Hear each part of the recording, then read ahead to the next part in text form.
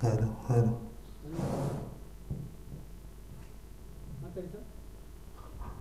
Hello, hello, hello, mic check 1, 2, 3, 1, 2, 3, 4.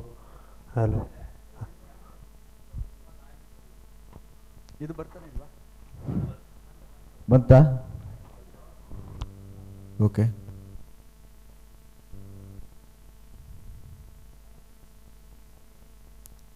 Hello hello hello hello hello hello hello hello hello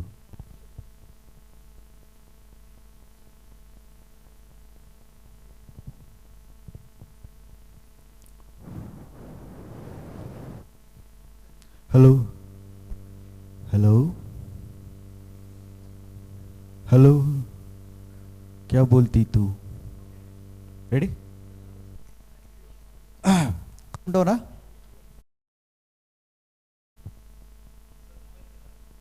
mobiles ಎಲ್ಲ silent ಆ ಕಡೆ ಇಟ್ಟರೆ best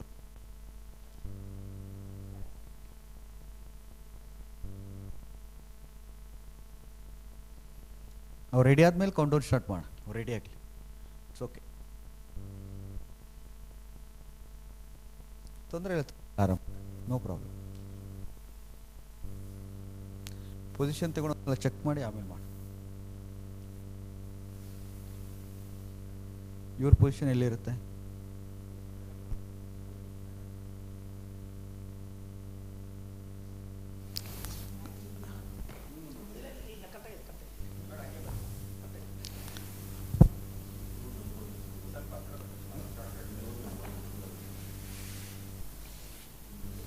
ನಿಮ್ಮದು ಇದು ಸ್ಪೆಕ್ಸ್ ಆ ಕಡೆ ಇಟ್ಬಿಡಿ ಸರ್ ಡಿಸ್ಟರ್ಬ್ ಆಗಿದೆ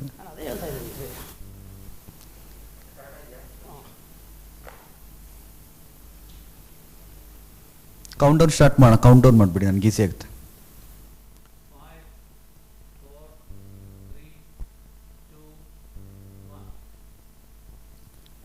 Hello everyone, welcome to the fourth and last day of Induction Program for first year students.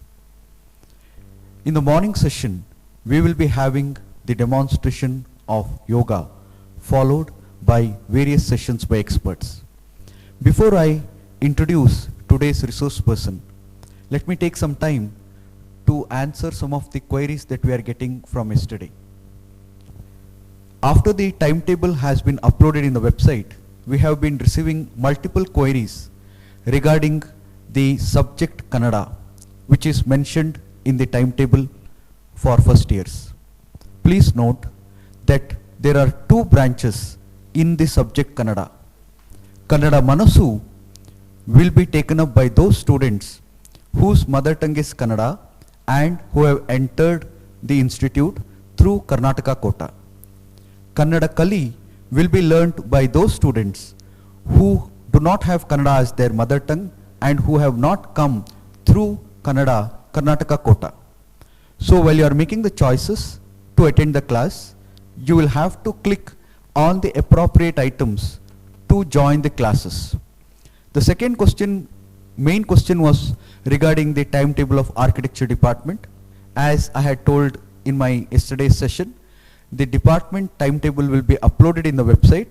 However, the video links for joining the classes will be communicated directly by the department.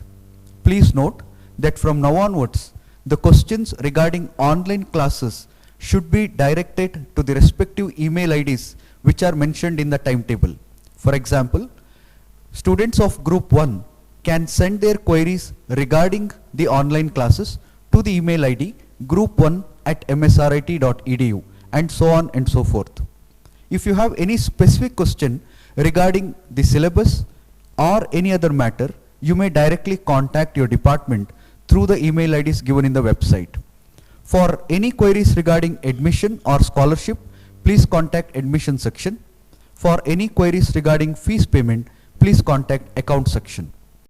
Now, let me have the privilege of introducing today's resource person. Dr. Prakash Yogi was born on 24/1960 to his parents Srimati Suvarnamma and Sri Brungishappa in a small village called Mugur in T. Narsipur Taluk, Mysore district, Karnataka. He is qualified with MA and is founder president of Patanjali Yogashrama Trust, Bangalore, and Prakash Yogi International Foundation, Bengaluru, and through the said organization has been teaching, promoting and spreading the knowledge of yoga. He has received training from great yoga exponents and teachers like Dr. Siddha Mallikarjuna Swamiji, Sri Malladihalli Raghavendra Swamiji, Sri Vaikuntapai, Sri Jnanamanteshwara Swamiji, Sri Jayaraman and Mata Vanitaji. To this day, Sri Prakash Yogi has conducted 1680 Sarala Samruddhi Yoga camps all over India, wherein approximately 6 lakh people have been trained in basic of yoga, including foreigners from USA, Canada, France, Switzerland, Russia and Australia. 70 Nirantara Samruddhi Yoga camps all over India, wherein 4,500 people have been trained in certain advanced yogic techniques. 5 Mahatara Samruddhi Yoga camps all over India, wherein 180 people have been trained in further advanced yogic techniques.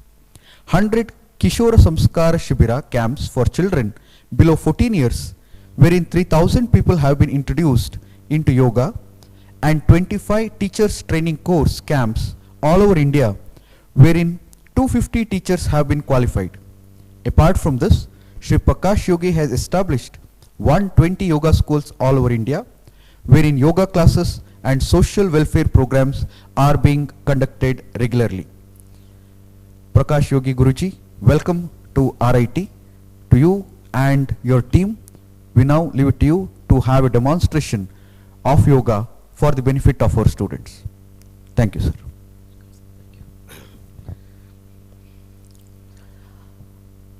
Good morning, friends. Namaskara. Now, Maharshi Patanjali is the founder of yoga. Now, let us start with Maharshi Patanjali's prayer with Namaskara Mudra. Yogena chittasya padena vacham malam sharirasya cha vaidhyakena yopakarotam pravaram muninam ಪತಂಜಲಿಂ ಪ್ರಾಂಜಲಿರಾನತೋಸ್ಮಿ. ಜೈ ಗುರುದೇವ್. ಎಲ್ರಿಗೂ ನಮಸ್ಕಾರ. So friends, now let us start with simple ಓಂಕಾರೋಪಾಸನ. ಓಂಕಾರ ಬಿಂದು ಸಂಯುಕ್ತಂ ನಿತ್ಯಂ ಧ್ಯಾಯಂತಿ ಯೋಗಿನಃ ಕಾಮದಂ ಮೋಕ್ಷದಂ ಚೈವ ಓಂಕಾರಾಯ ನಮೋ ನಮಃ. So Onkara is one of the best mantra among all mantras. Now before that, how to chant Onkarapasana? It's a combination of A, O, Ma. A, O, Ma, combination of Om. Onkara bindu samyuktam nityam. If you practice regularly Onkarapasana, you can get rid of almost all problems, especially for those who are having a perennial problem like asthma, cardiac problem, such problems. So it's a combination of A, O, Ma. Now let us start with Akara, Ukara, Makara. Just all of you, just keep it right hand on your abdomen. Just left hand should be in a comfortable mudra. Now deep exhalation. Let us start with simple sutras. Breathe out. As you exhale, just abdomen should be sinking in as much as possible. Exhale. Again deep inhalation, and then just chant Akara.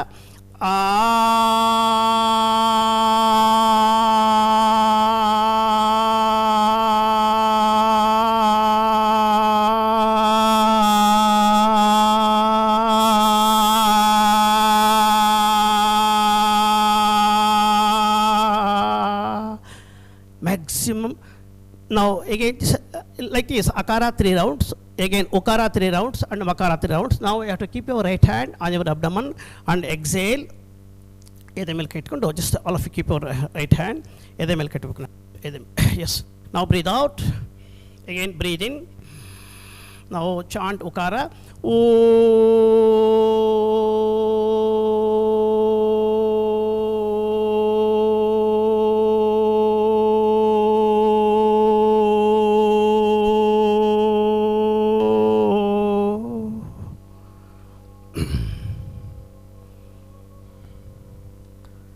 Now you have to keep your right hand on your collarbone.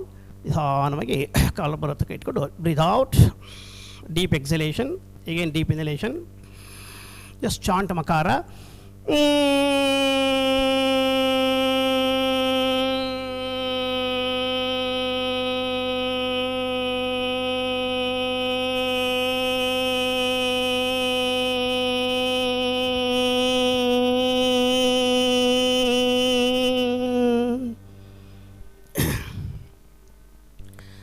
See, while you are chanting Onkarapasana, body should be always erect.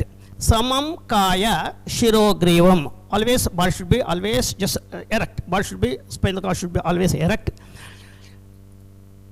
Sharira Madhyam Kalu Dharma Sadhanam. Whatever you want to achieve, Dharma, Artha, Kama, Moksha, whatever you want to achieve, so we need physical body, healthy body. So first, what do you mean by health? Before that, just I would like to just brief about yoga. Yoga means yogaha chitta vrutti nirodhaha. According to Maharshi Patanjali's, he says yoga means generally we people always extrovert.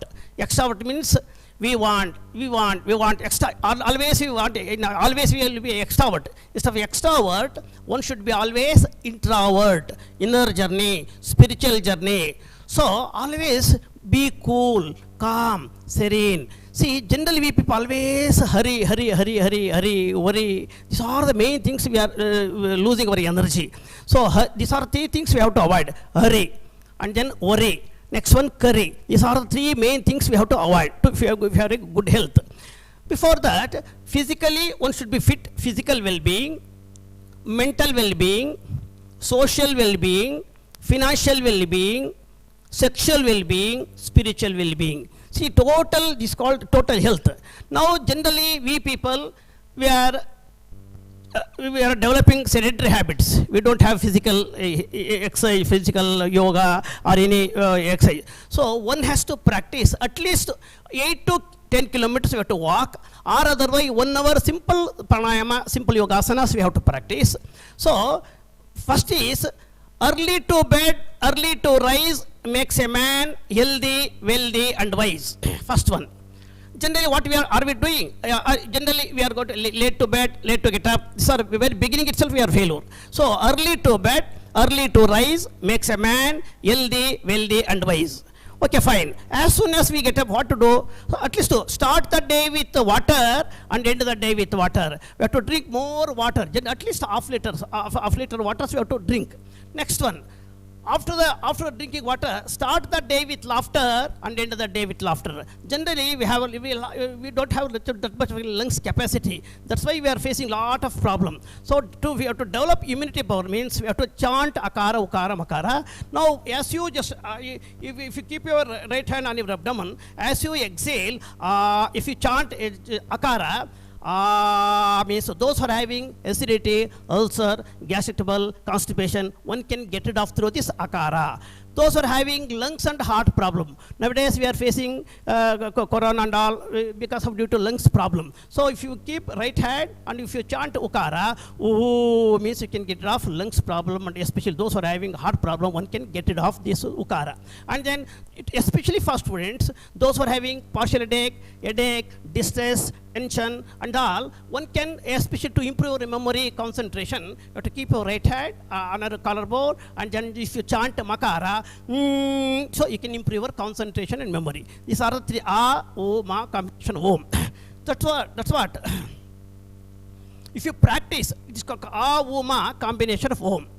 Onkara Bindo Samyuktam Nityam. If you practice regularly Onkara Upasana, Nityam, if you Onkar Bindu Samyuktam Nityam Dhyayanti Yoginaha Kamadam Mokshadam Chaiva Onkaraya Namo Namaha. If you practice Onkarapasana, you can get it off almost all problem, especially to inspiration to the spiritual path. Now, let us total Onkarapasana. Any mudra, any three of you can sit any mudra. This is called Adi Mudra.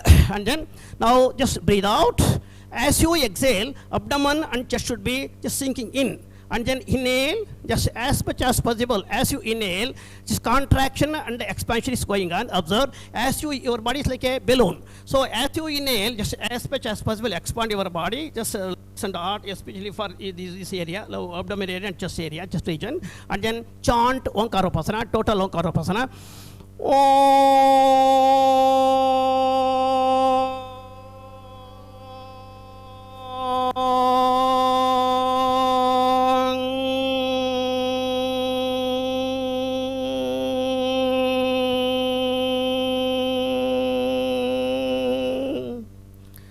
If you go on practice at least 3 to 5 rounds, 10 rounds, depends upon your sadhana.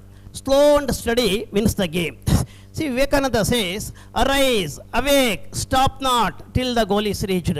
Generally, at least we should practice to sit on the ground floor, at least as much as you walk, and then drink more water, always laugh, smiling face. Okay, now let us start with a simple pranayama. Nadi Shodhana, actually Kapalabhati and Bhastrika, these are the two important pranayamas for especially for students to improve memory. So let us start with the Kapalabhati, quick and fast breathe, all of you, Vajrasana. Kapalabhati pranayama. Quick and fast breathe through the both the nostril. Quick and fast breathe at least 5 to 8 rounds regularly, especially students, those who are having cold, cough, sinus, to improve your memory, concentration. These are simple pranayama techniques. Prana plus ayama is equal to pranayama. Generally, we people per minute 15 to 16 minutes we breathe. While you are practicing these are the pranayamas, deep exhalation, inhalation. Before that, these are the simple pranayama, Kapalabhati and Bhastrika. Now quick and fast breathe through the both the nostril. Come on. Kapalabhati pranayama, quick and fast breathe. Quick and fast as much as possible. At least 5 to 8 rounds, depends slowly. 10 rounds, 20 rounds, 30 rounds, slowly, you can improve. It's Kapalabhati. And then Bhastrika, two important pranayamas are. Now, slowly, to improve your memory, Adi Mudra pranayama, Adi Mudra, thumb should be inside, and keep your both hands on your just thigh. Now, slowly exhalation. Now, deep exhalation. While you are exhaling, abdomen and chest will be sinking in, and then inhale, deep inhalation, as much as possible, deep inhalation. Now while you are exhaling, just make a sound.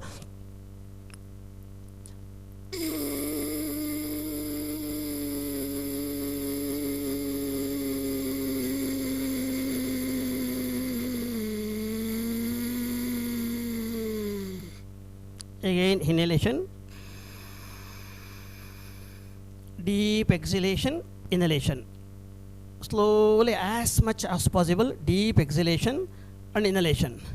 Now in this area itself, just 3 rounds, akara, ukara, makara, and then total Omkarapasana. Again 3 rounds, come on, deep inhalation. Now all of you chant 3 rounds Omkarapasana.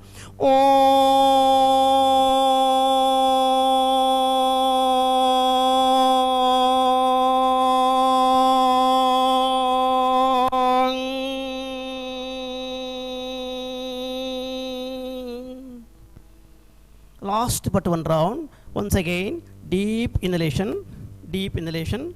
Now just high pitch.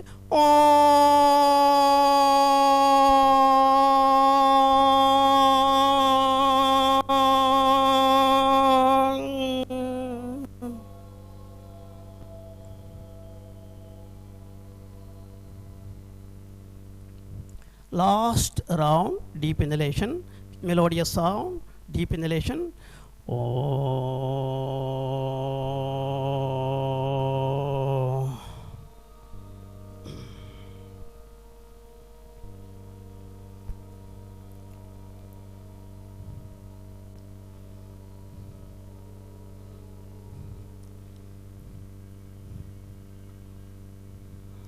Yes, at this beginning, at least 5-10 minutes. Now relax, just relax.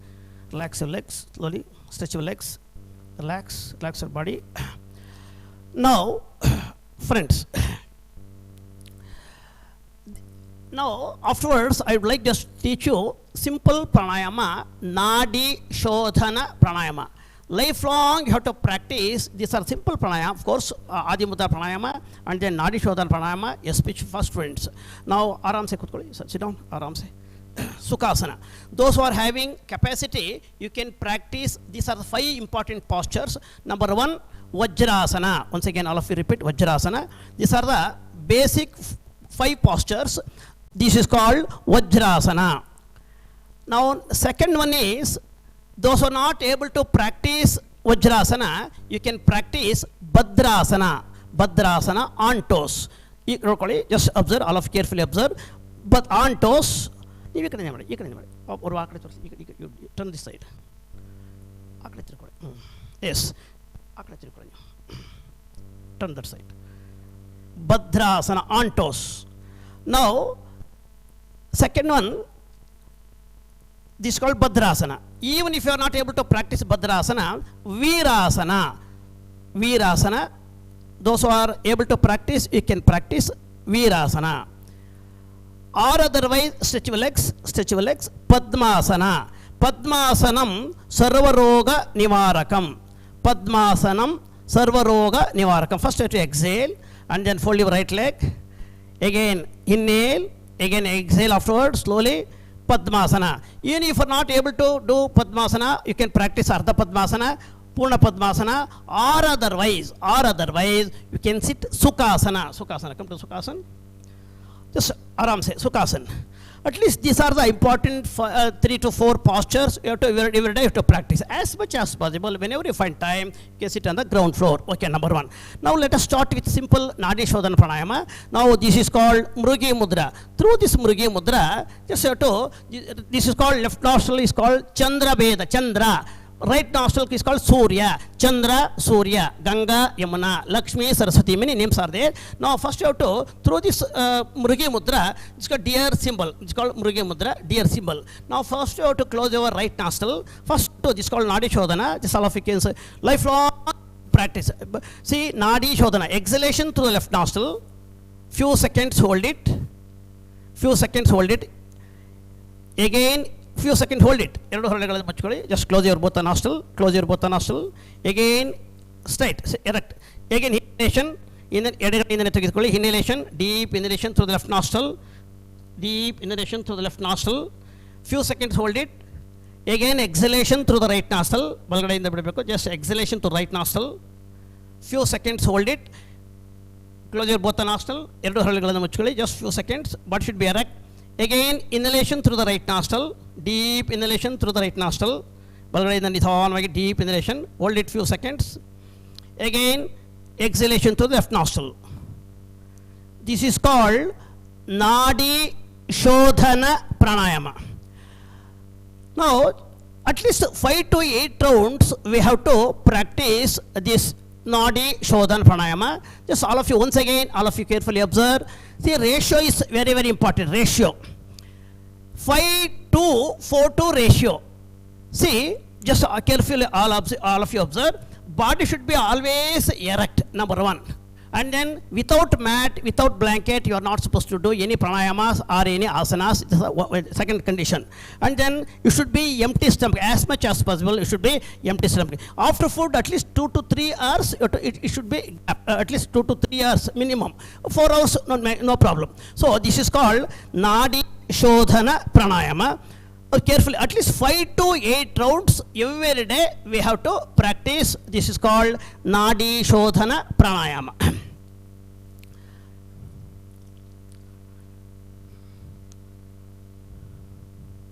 Yes. Carefully observe. Deep inhalation and then few seconds hold it, and then exhalation. Just observe. Exhalation to left nostril. Again hold it few seconds. Again inhalation to the same left nostril. Slowly body should be erect. Sit directly properly, and then few seconds hold it. Again exhalation through the right nostril. Right nostril. Slowly exhalation. Few seconds hold it. 4 seconds. 4 seconds hold it. Again inhalation through the right nostril. Nadi Shodhana Pranayama. Few seconds hold it, and then exhalation to the left nostril. This is called Nadi Shodhana Pranayama. Especially those who are having lungs problem, heart problem, especially to improve your memory, concentration. This is called one of the best pranayama, Nadi Shodhana Pranayama. Now relax. Relax. Okay. Now stretch your legs. Slowly stretch your legs. Now friends, generally we people, already I told you, we are developing sedentary habits. We don't have any physical exercise. Swimming, jogging, walking, whatever it is. At least of 1 hour, these are simple pranayamas, simple yoga asanas we have to practice. Second one is, there was a person who was cutting wood with blunt saw. There was a person, woodcutter, who was cutting wood with blunt saw. When he was cutting with blunt saw, more than 1 hour, 2 or 3 hours, he was gone cutting the wood. It was even not inch also, not even half inch also, it was not cut. So passerby, he was observing. What are you doing? I have been observing whole day, dawn to dusk. What are you doing? I am cutting wood. With this blunt saw, you can't cut it. You go to the city, and why don't you sharpen it? Why don't you sharpen it? At least you spare 1 hour. Why don't you sharpen this one knife or wood saw, blunt saw? You go. So he told him, no, I don't have time to go to the city to sharpen the saw. We have time, lot of time to just suffer this problem, that problem, the spinal cord problem. We are suffering like anything. At least we don't have time to spare at least 1 hour to sake of us. Every day we have to put our efforts to practice yoga. Now second one is, those who are having back pain, spondylosis, cervical problem, camel posture, Ushtrasana, just come to the Vajrasana.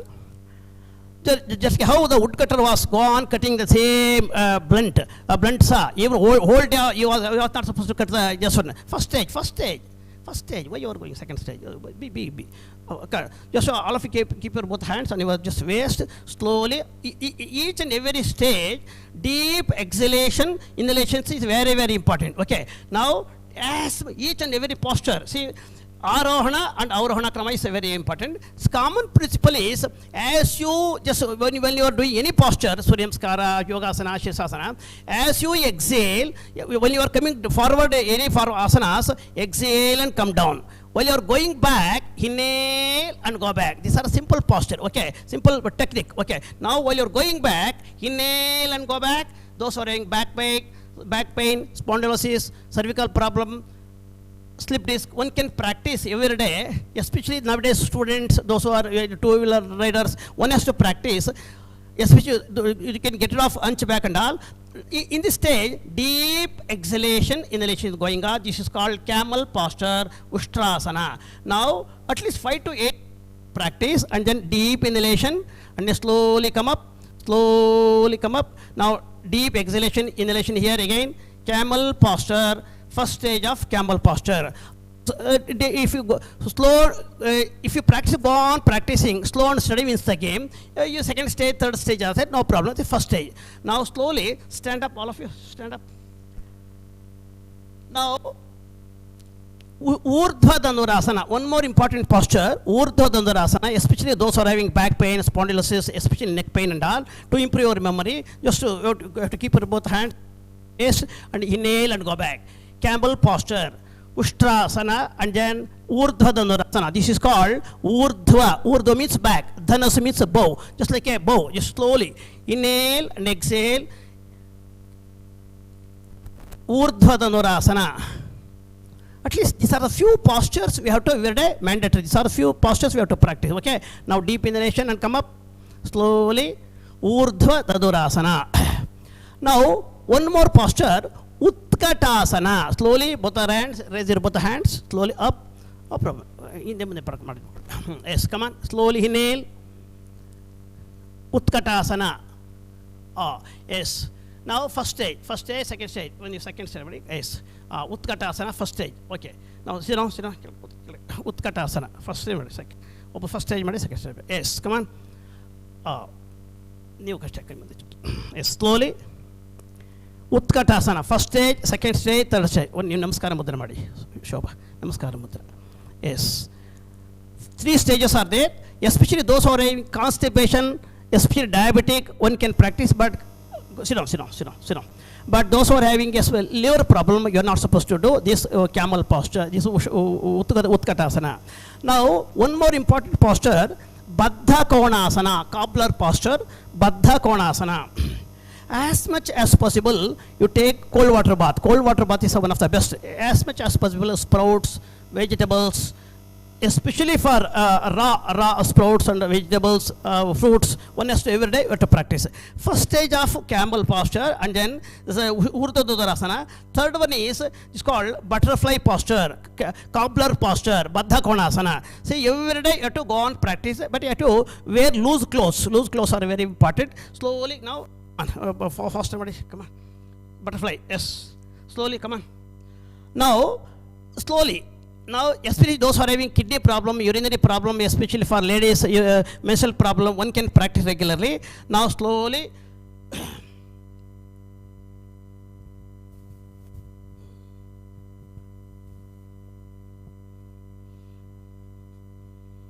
Every day. Yes. This is called Baddha Konasana. Now, slowly, Navasana. One more posture. Now, stretch your legs. Navasana. Now, first stage, second stage, third stage. Yes. Slowly. Yes, come on. 1, 2, 3, 4, 5, 6, 7, 8, 9, 10. Relax. Yes. It's called Navasana. But condition is those who are having spondylosis, cervical problem, slip disc, you are not supposed to do. Okay.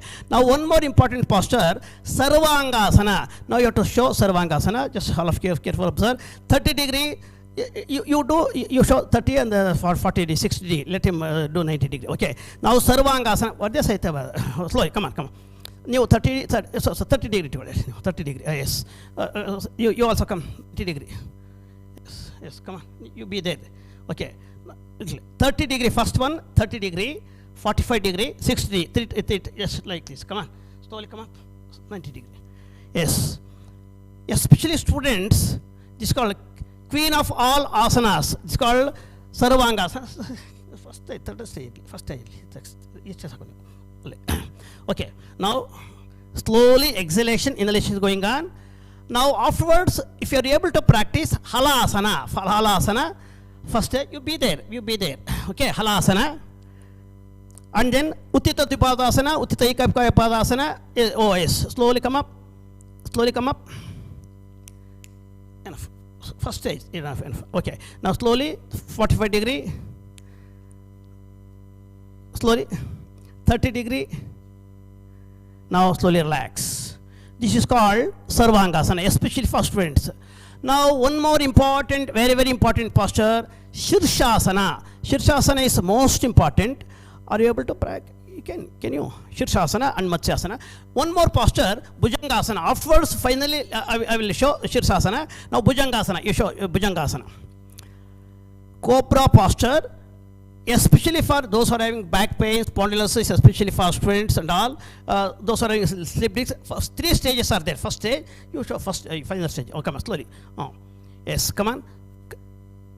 Slowly, exhalation, inhalation is going on. It's called Bhujangasana. Slowly, as each and every posture, as soon as you reach final stage, deep exhalation, inhalation is going on. Observe. As much as possible. Now, even learners can do these are simple, very basic and very simple posture. Now, exhale and come down, exhale and come down. Now, especially for slip disc, lower back pain, one can practice Shalabhasana. Nowadays, it is back pain and spondylosis and hunchback is common everywhere. Now, first stage, second stage, third stage, all of the 3 of them they are showing. First stage, slowly, one on leg, one on leg, first one leg, you want one leg, raise your one leg, come on. Manjura, 2 legs, you raise your both legs. Yes. First stage, that was one kaltorsi. Is enough. Yes. See, first stage, especially for preliminary, those who are learners, one can practice the first stage and the second stage, third stage. So, final stage, one can practice Shalabhasana. See, especially those who are having back pain, spondylosis, chin should rest on the ground. Chin should rest on the ground and then slowly exhale and relax. This is called Shalabhasana. Now, last one, beautiful posture, Dhanurasana. Bow posture. Slowly, first stage, second stage, third stage. Even basic learners, one can practice, at least we can hold like this, no problem. First stage, hold it. At the second stage, now she is showing second stage. And then third stage, slowly, come on, front and back. First stage, the second stage, come on. And then left and right. Left and right, slowly, be there, Natesh, come on, quickly, left and right. Yes.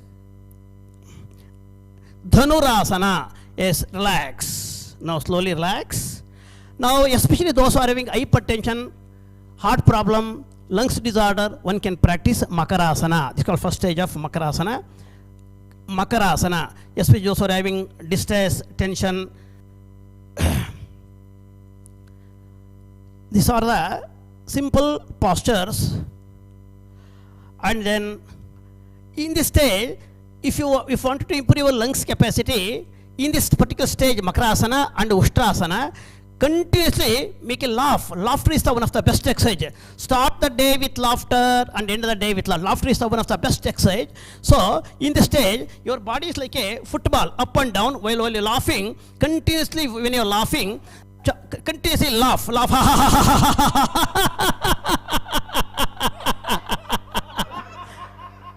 Continuously, when you're laughing, are you crying or laughing? You're not supposed to cry. Only laugh. Make a sound. Continuously. Your body is like a football, up and down. Yes, it can get off your distress. Okay, now deep exhalation, inhalation is going on. Observe. Those who are having distress, tension, as much as possible. Those who are having hypertension, high BP, low BP, chest pain, heart problem, one can every day deep exhalation and inhalation. Your body is like a balloon, deep exhalation and inhalation is going on. Just observe. Deep exhalation, inhalation. Generally, what is the cause for the problem? Mind. Manushyanam manayeva karanam bandha mokshayoho. Either the bondage or liberation, our mind is the main cause. How to control our mind? Maharshi Patanjali, he says, Samatvam yoga uchate. Whatever it is, either the profit, loss, criticize, cajole, whatever it is, we have to take it as it is. Now, come on, just merely, just get up slowly, get up slowly. Now, sit properly. Now, last one, of course, last but one, Shirshasana and Shavasana, one meditation is very, very important. These are the three important aspects, especially in the yoga field. Yama, Ashtanga yoga is very, very important. 8 limbs of yoga. Yama, Niyama, Asana, Pranayama, Pratyahara, Dharana, Dhyana, Samadhi. 8 limbs of yoga, 8-fold of yoga. Generally, we are concentrating only for the asana level only. So, 8 limbs. In Yama Niyama, Satya, Ahimsa, Asteya, Aparigraha, Brahmacharya, first principle. Again, second principle, Shacha, Santosha, Tapasso, Swadhyaya, Ishvara Pranidhara. In this few 1 hour, we can't explain in detail, we can't. Just in nutshell, I can explain. Now, totally Ashtanga Yoga, according to Maharshi Patanjali, 5 basic postures we have learned.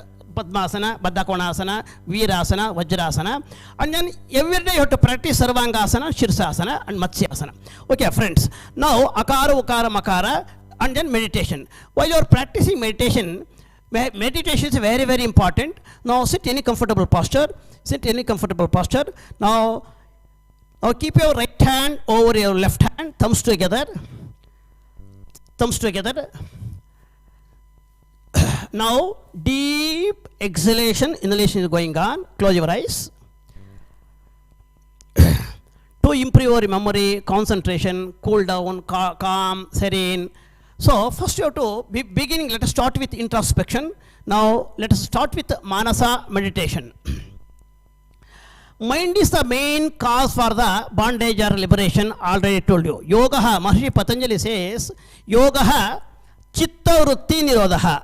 Chitta, generally, now conscious mind, subconscious mind, unconscious mind, superconscious mind. Mind is the main cause for all this problem. So how to control our mind? How to control our mind? Through the prana, pancha pranas are there. Prana, apana, udana, samana. And then another 5 pranas are there. Naga, Kurma, Krikara, Devadatta, Dhananjaya. So this is called 5 pranas and another 5 pranas. Dasha pranas are there. Now first you have to control your prana. You have to control your breath. Now there is close relationship between prana and mind. Once if you control your prana, automatically you can control your mind. So now deep exhalation, tune your mind, do deep exhalation, and then few seconds hold it. Again deep inhalation. Now, before that, now introspection is going on. Who am I? First you have to, who am I? Am I a body? Am I a mind? Am I a ego? Who am I? Koham. Question yourself. Introspection is going on. Now answer is, Deham Naham. I am not a body. I am not a mind. I am not a ego. Then who am I? Soham, I'm pure conscious. Now, we people, we have our capacity. For example, position has its own power, money has its own power, money power, religion power, caste power, creed power, position power. Beyond all powers, we have to develop willpower. Where there is a will, there is a way. Napoleon Bonaparte says, there is a word impossible, it's in Full's dictionary. Everything is possible. As soon as you get up, always be positive. I am healthy, wealthy, I am absolutely all right. Day by day, I am improving my health. Day by day, I am improving my memory. Day by day, I am healthy, wealthy, I am absolutely all right. Just a few seconds, we have to introspect ourselves. Now, before we enter into the meditation, so first you have to introspect yourself, and then answer is koham, the question. Answer is close your eyes. Meditation. Now, Manasa meditation is going on. Just observe. Answer is koham, the question. Answer is deham naham. Then who am I? Soham. Soham, I am pure conscious. Now, let noble thoughts come to us from every side. All great saints, Mahatmas, Siddhi Purushas, many Jnanis. So first you have to introspect. Cosmic energy, the cosmos, we are receiving cosmic energy from the cosmos. Many Shankara, Ramanuja, little noble thoughts, many thoughts, great thoughts are there. Now we are receiving. Now, Aham Brahmasmi, Ayamatma Brahma, Om Tatsat Tatumasi. Just few seconds we have to introspect. As you exhale, now Manasa meditation. Now all my just negativity, anger, ego, I am releasing slowly. Now while you are inhaling, now I am day by day, I am healthy, wealthy, I am taking positive energy.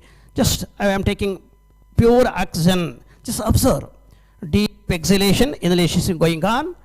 And then just your mind should be like a beautiful flower.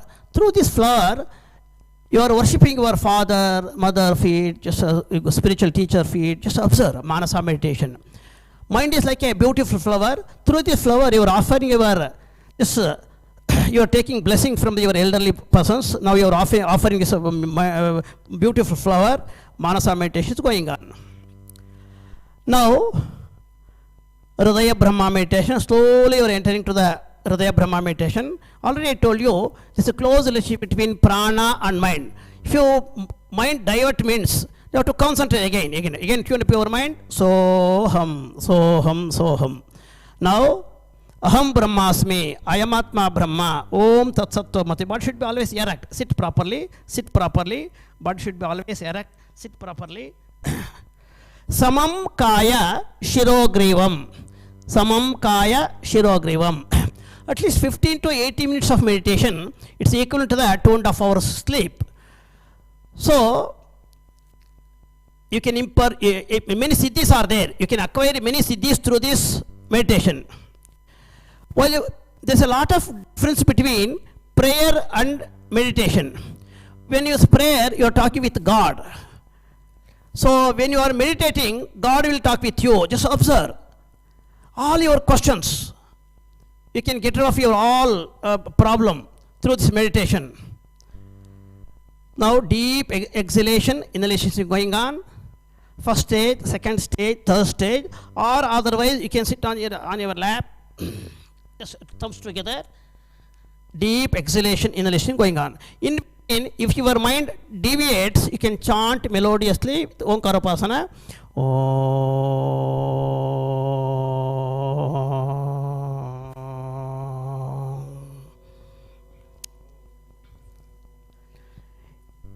Again, deep inhalation.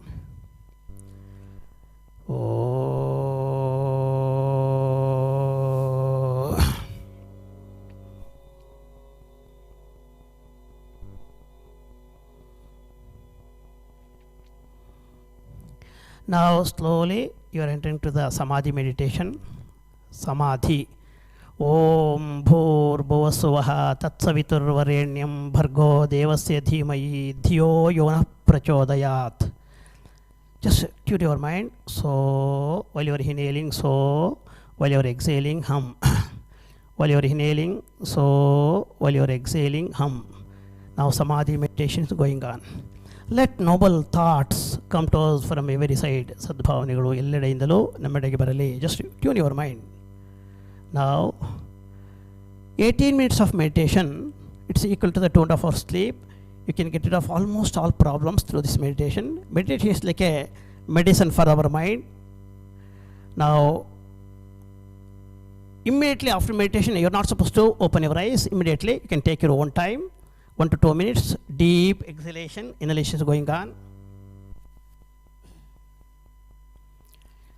Now, last round, of course, last but one round. Once again, chant with melodious sound, Omkarapasana.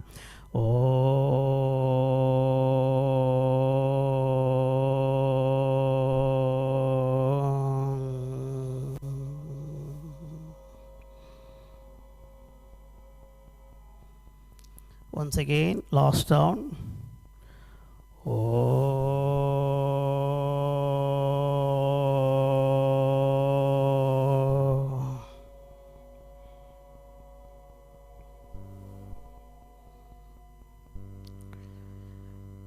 gently rub your both hands. ಎರಡು ಕೈಗಳನ್ನು ಚೆನ್ನಾಗಿ ಉಜ್ಜಿಕೊಂಡು just gently rub your both hands. Palming your eyes. ಎರಡು ಕೈಗಳನ್ನು ಕಣ್ಣಲ್ಲಿ ಇಟ್ಕೊಂಡು just slowly open your eyes. ಹಸ್ತಗಳನ್ನು ನೋಡ್ತಾ just observe your palm. Slowly open your eyes and relax. ಕಾಲುಗಳನ್ನು ಮುಂದೆ ಚಾಚಿ stretch your legs. Stretch your legs. Now last one, very very important asana, Shirshasana. Shirshasana is the mother of all, Sarvangasana is the mother of all asanas. Of course, Shirshasana is the father of, king of all asanas. Just I would like to show, before that, Padasparsha Samiruddhandasana, and then one more posture, Navasana Tospri, Shirshasana Tospri. Yes, Navasana, once again.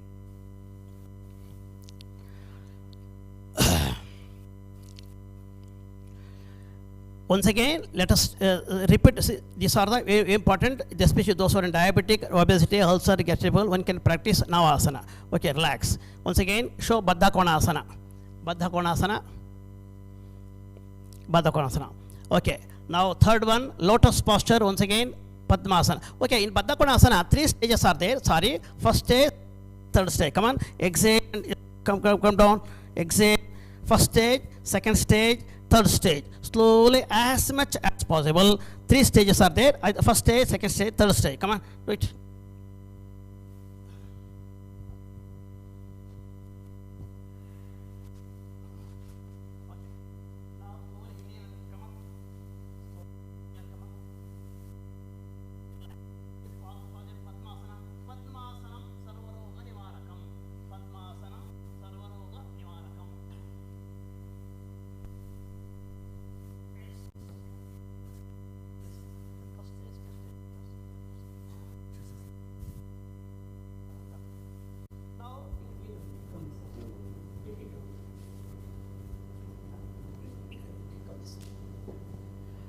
Friends, now last one, Shirshasana is the one of the most important.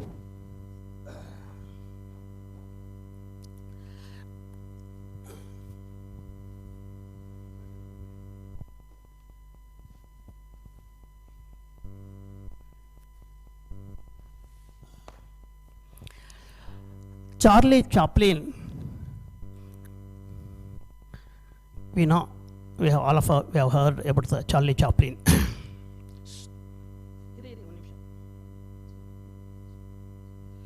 Sit down. 3 heart-touching words of Charlie Chaplin.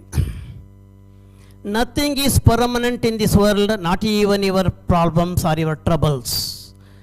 Generally, we people either will live in the past nor in the future. We don't know how to live in the present. See, laughter is one of the beautiful, excellent exercise for us. Second one is, I like Charlie Chaplin says 3 heart-touching words. Number 1, nothing is permanent in this world, not even your troubles. Second one,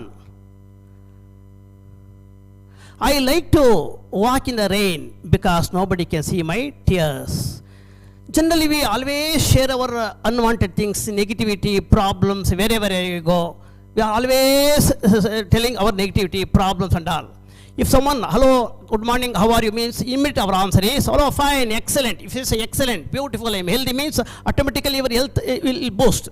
Generally, if somebody, oh, I am not all right, I am not, my this problem, that problem, always we say negativity. Number 1, nothing is permanent in this world, not even your troubles. Second one is, I like to walk in the rain because nobody can see my tears.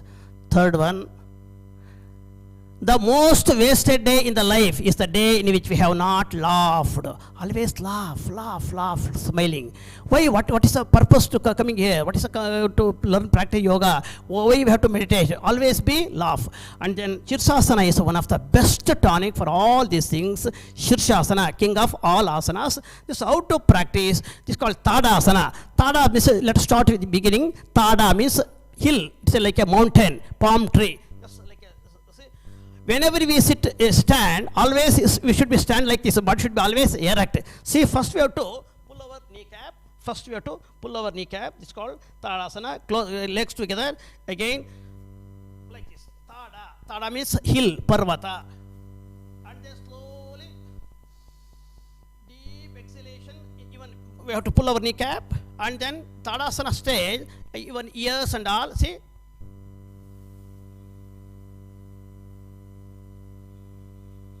Yes, pull your cap like a hill stand, and then slowly we have to sit like this, and then Shirshasana. This has a Arohana and Avarohana, just a krama. See, observe Shirshasana.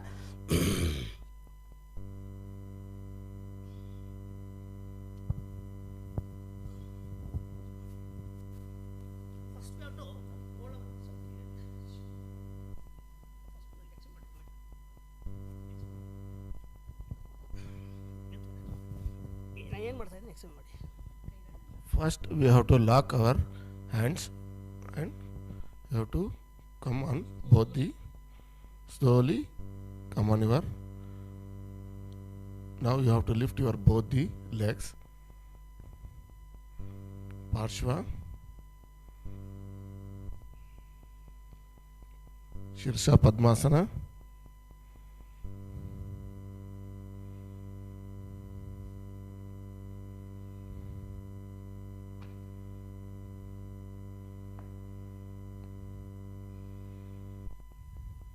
Again, lock both the hands. Lift your both the legs.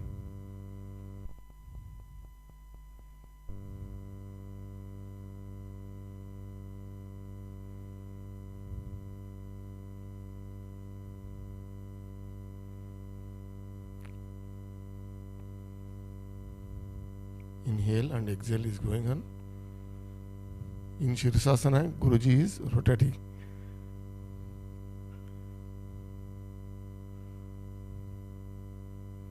Wow. Shirsha Padmasana. Pashva. Ekapada. Slowly come down. Relax. Be there for a few seconds. Slowly come out. Thank you, Guruji. Very nice.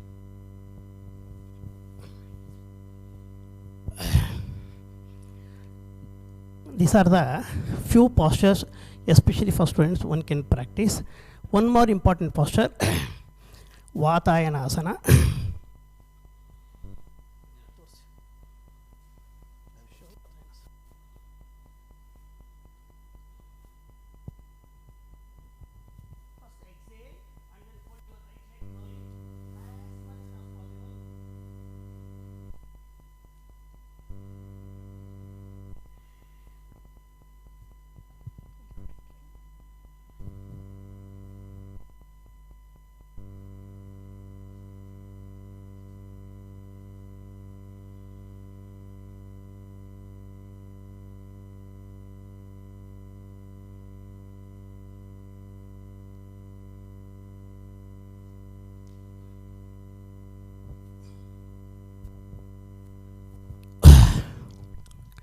Now, apart from all this, we have to cold water bath is very, very important.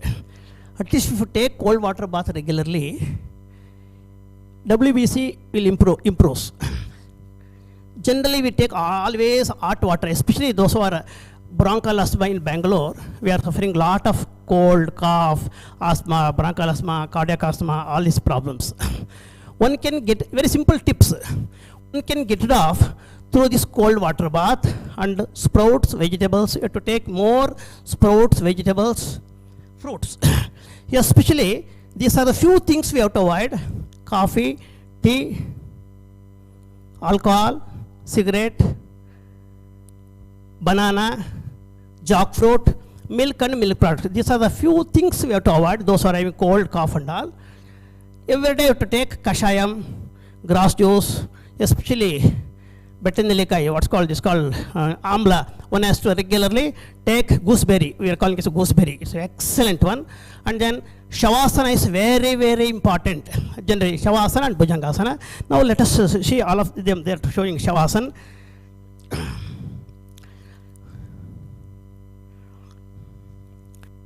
Every day, at least these are the few things we have to practice.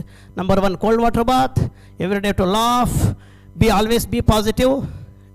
Shavasana. See, before that, instant relaxation. Especially, generally, we are suffering from spondylosis and all. back pain, spondylosis, spinal cord problem and all.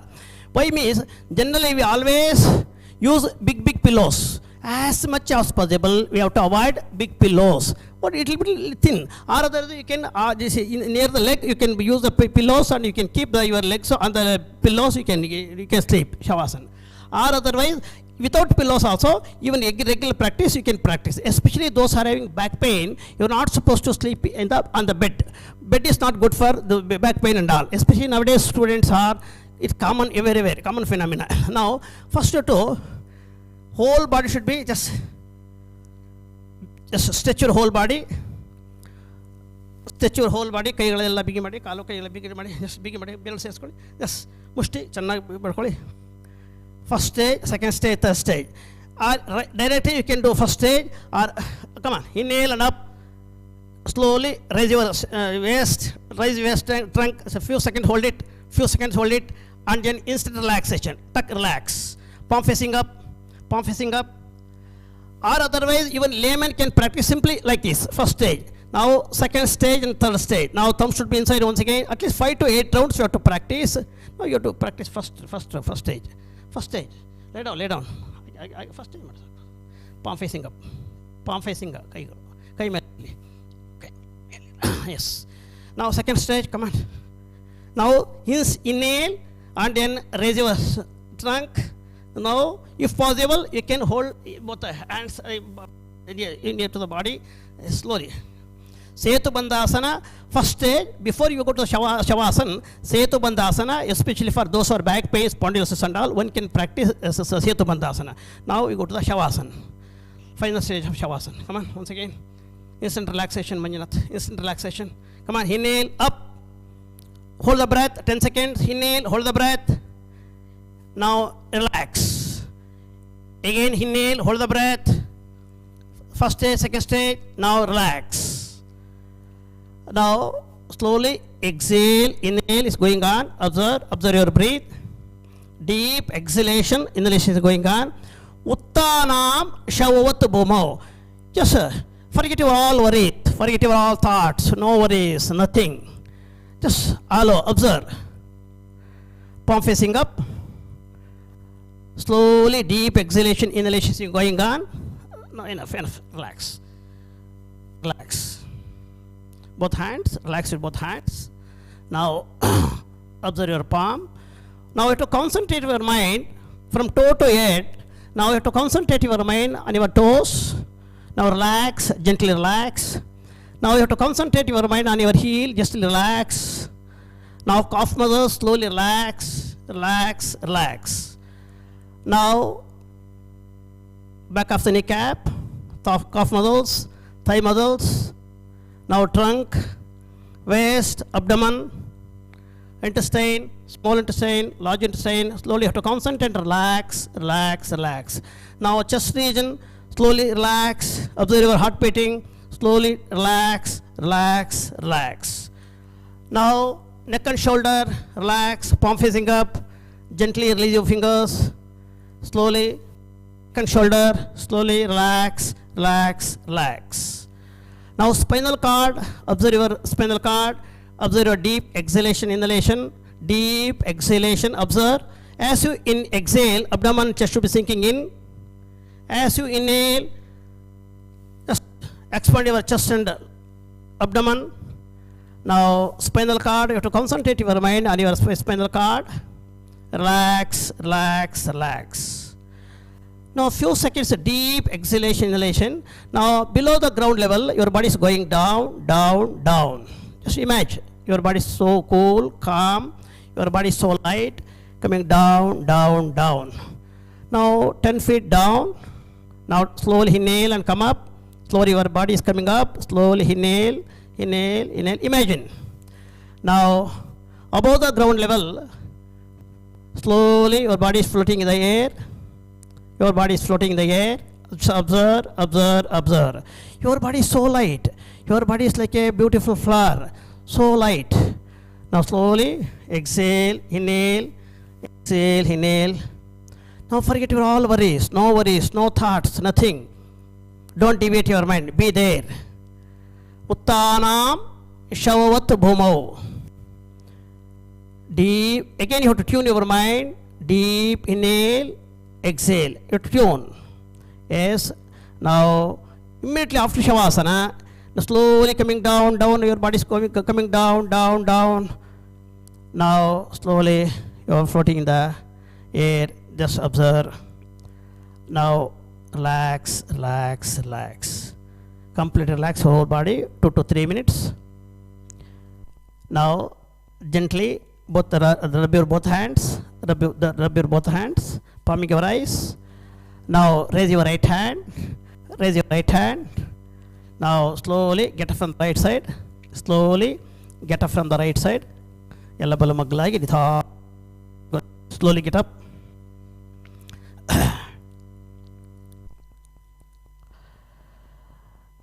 Okay, let us end with this session with our prayer. Now, as much as possible, I told you, these are the health tips one has to practice every day. Generally, we are postponing. Let us do tomorrow, let us do tomorrow. 5 principles. We have to do our work on the day itself. Why deliberately we people, without our knowledge, we are innovating all problems, diseases. Diabetic, asthma, blood pressure, these are the not ailments, these are the disease, these are the disorder. One can firm our mind. Where there is a will, there is a way. To improve our willpower. Every day we have to practice meditation, prayer, simple asanas, cold water bath. You have to take more vegetables and sprouts, fruits. These are simple tips. Okay. Now beyond that, always be positive. Always be positive. Think positive. Think positive. Simple sutras, every day, whatever, treat work as a game. Generally we people always go on shouting, kopa, anger.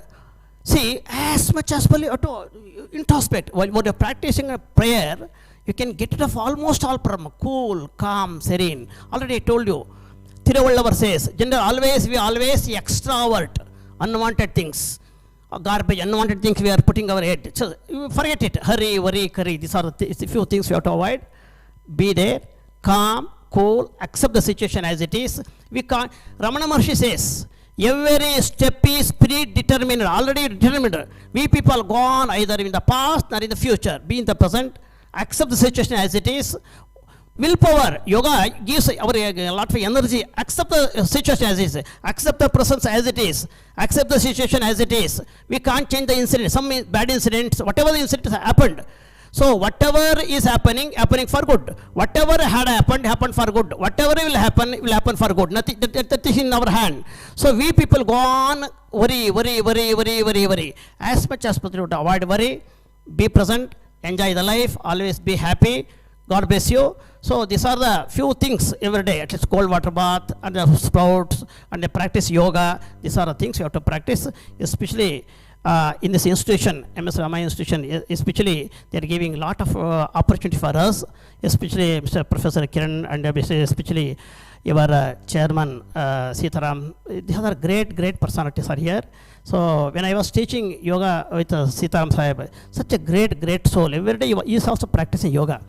You people, see, you should be model for others. One has to practice yoga. Once you motivate others. So especially your children, small children, especially for them students.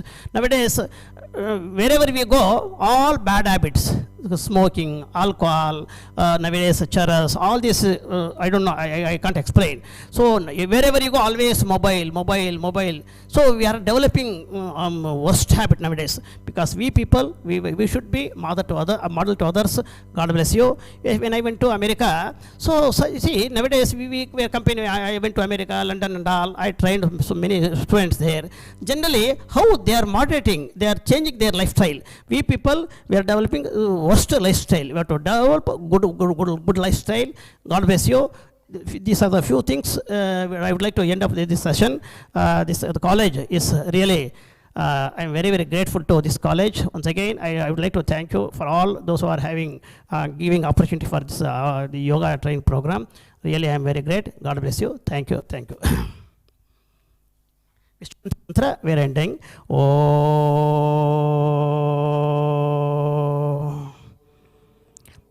गुरुर्ब्रह्मा गुरुर्विष्णुः गुरुर्देवो महेश्वरः गुरुर्साक्षात् परं ब्रह्म तस्मै श्री गुरवे ॐ असतो मा सद्गमय तमसो मा ज्योतिर्गमय मृत्योर्मा अमृत ॐ शान्ति ಭೂನಮನ ಜಸ್ಟ್ ಭೂನಮನ ಪೂರ್ಣವಾಗಿ ಭೂನಿಗೆ ಎರಡು ಕೈಯಿಂದ ಇಟ್ಟು just with vajrasana. It's called rabbit posture or shashankasana. As slowly inhale and come up. ಮೆಲ್ಲ ಮೇಲೆ ಬನ್ನಿ. Thank you sir. Thank you one and all. Thank you, Guruji. If you are not able to go outside, please go inside. Yoga is the mantra for going inside. Guruji has told whatever the tips he had given is going to be helpful but both for physical and psychological health. As Swamiji rightly mentioned that if you are doing yoga, God is going to answer with your problems. You are not going to complain about the problems. And he told one important tip: the day is wasted without laughing. So friends, please follow the tips what is given by Swamiji so that you can increase your spiritual, physical as well as the psychological health. Swami, thank you very much, Guruji. Thank you very much. Thank you. Thank you. Thank you, ma. Next session will start by 10:25. Next session will start by 10:25. Please log in by 10:25. Thank you.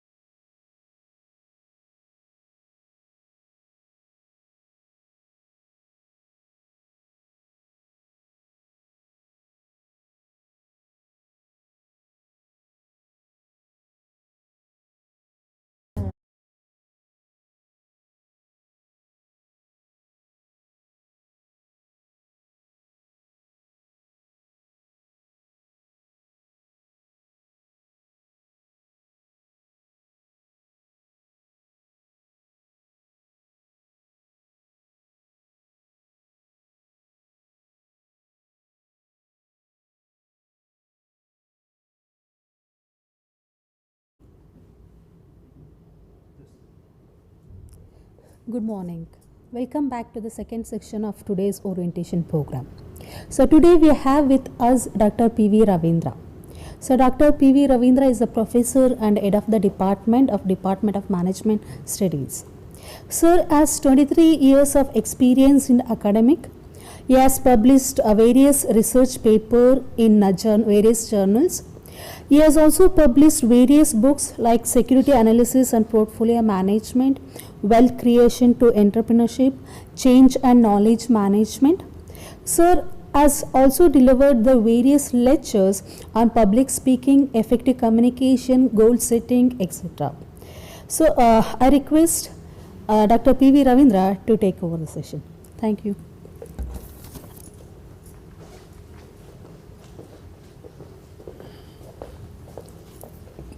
Thank you, madam.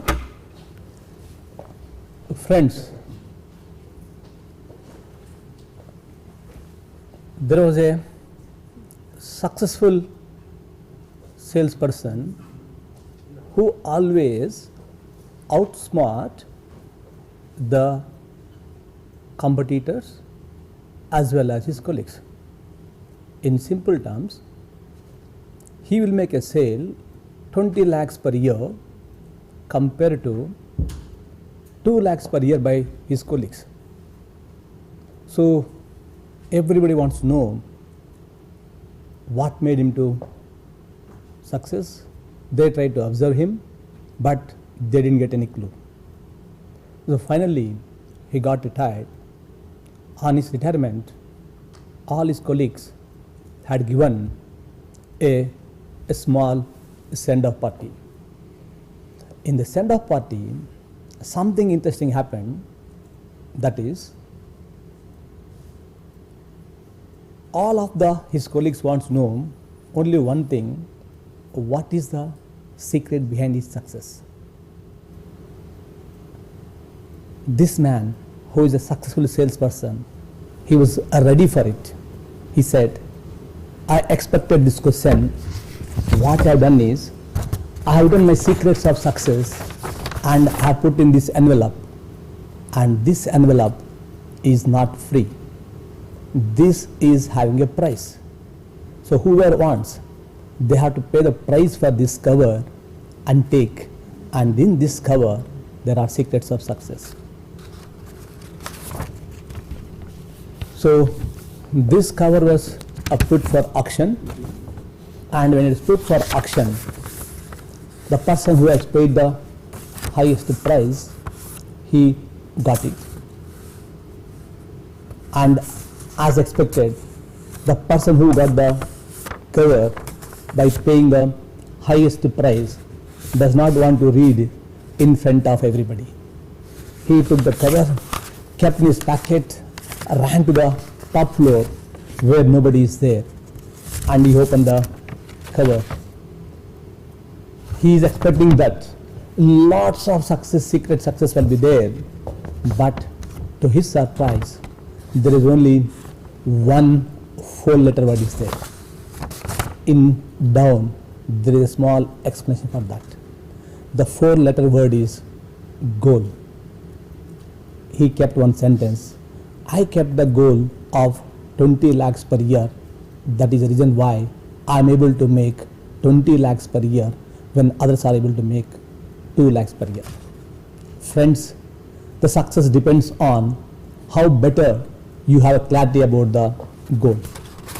Today's session is about the goal setting, and we are having 3 types of people.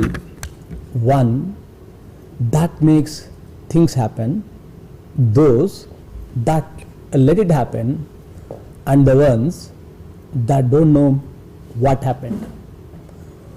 What one are you going to be is your choice. It is your choice. For example, could you please answer how many times Taj Mahal was built? How many times Eiffel Tower was built? How many times our Bangalore Vidhana Sabha built? For all of us, the answer is only once, but the right answer is twice. First in the mind, second is the actual. When you say in the mind, they have a blueprint.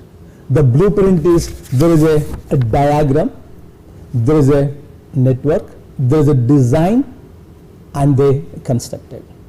So for a building, the goal is the design plan. If you go to architecture, he will give you a beautiful design for the building. This blueprint is for the building. The question is, do you have blueprint for your life, for your career? The blueprint for your career as well as life is given by your goal setting. This is a small survey done in 1979 by Harvard MBA, and the similar survey was done in 1953 LA study. In both the studies, the interesting factor is about the successful people is they have a goals. So in the Harvard Business School MBA study on goal setting, the graduate class was asked a single question about their goals in life. The question was this: have you written goals and created a plan for their attainment?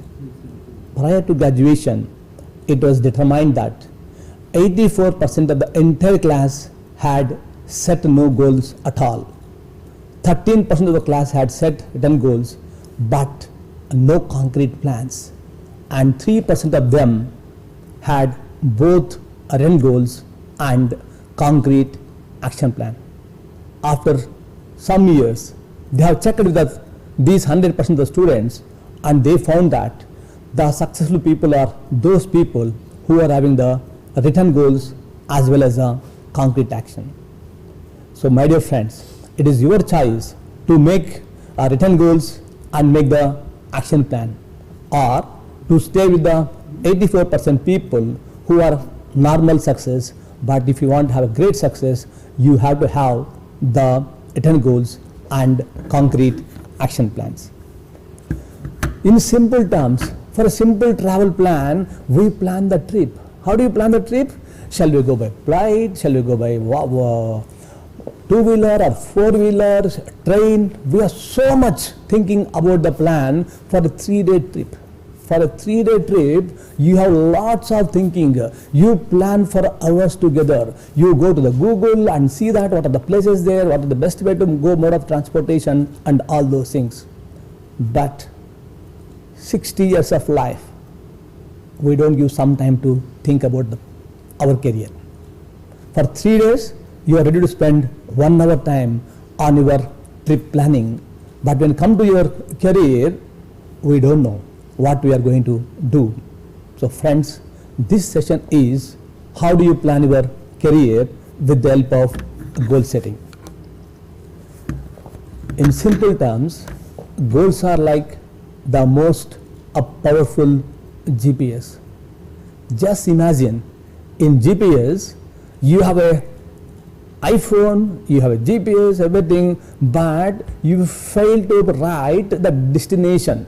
Now you think on the answer whether, if you don't know the destination place, whether the GPS is useful or not. The academy what you are going to study, the entire course what you learn, the education system should be focused to the destination. The destination is given by goals. The unlucky part is we are not trained on goal setting. We are trained on so many other things, but we are not trained on goal setting. The right way of the goal setting is definitely not at the PUC level, might be at the LKG level. So you have a clarity what you are going to become at the 5th standard, 10th standard, and then at the PG. Of course, it's still you have a lot of time to plan your career goals. So GPS and goal setting, you have to know where you are going. You improve accuracy and efficiency by adding specific details, that is city, state, and etc. helps to be aware of obstacles and resources, yet why you want to get, there is a most important. So we always have some discussion about whether there is a dreams and goals. Nearly 100% of people have dreams. You ask anybody that those who sleep more, they say we have dreams. Of course, those who wake up also, they say that we have a dream. However, only 50% of them have the goals. However, only 50% of them are goals, and 3% have only written goals. You check the drop in the percentage. 50% have the goals, but only 3% have written goals. So when your goals are in your mind, they are fluctuating, they are wavering, they will change from time to time and so on. But once you make it, that 3%, that makes a lot of sense, because out of 3%, 1% of plan of action. That is, only 1% of the people have the plan of action to achieve their goals, and those are the people, that is 1% achieve their goals. That is, this information has done by a research, and with the study they have come to these figures. So my dear friends, it is up to us whether we want to be part of 100%, 50%, 3% or 1% of having a plan of action to achieve the goal. Our wish is each student of MSRIT should have a written goal with the proper action plan. So the last 4 days we are listening about the induction program. The purpose is action plan. My request to all the students is prepare an action plan to achieve your goals. But some confusion whether how to go about the dreams, how to go about the goals. So dreams are something you are just thinking about it. A dream can be described as a series of images, thoughts, desires or emotions that pass through your mind. Goals are something that are acting on. A goal is something tangible and concrete.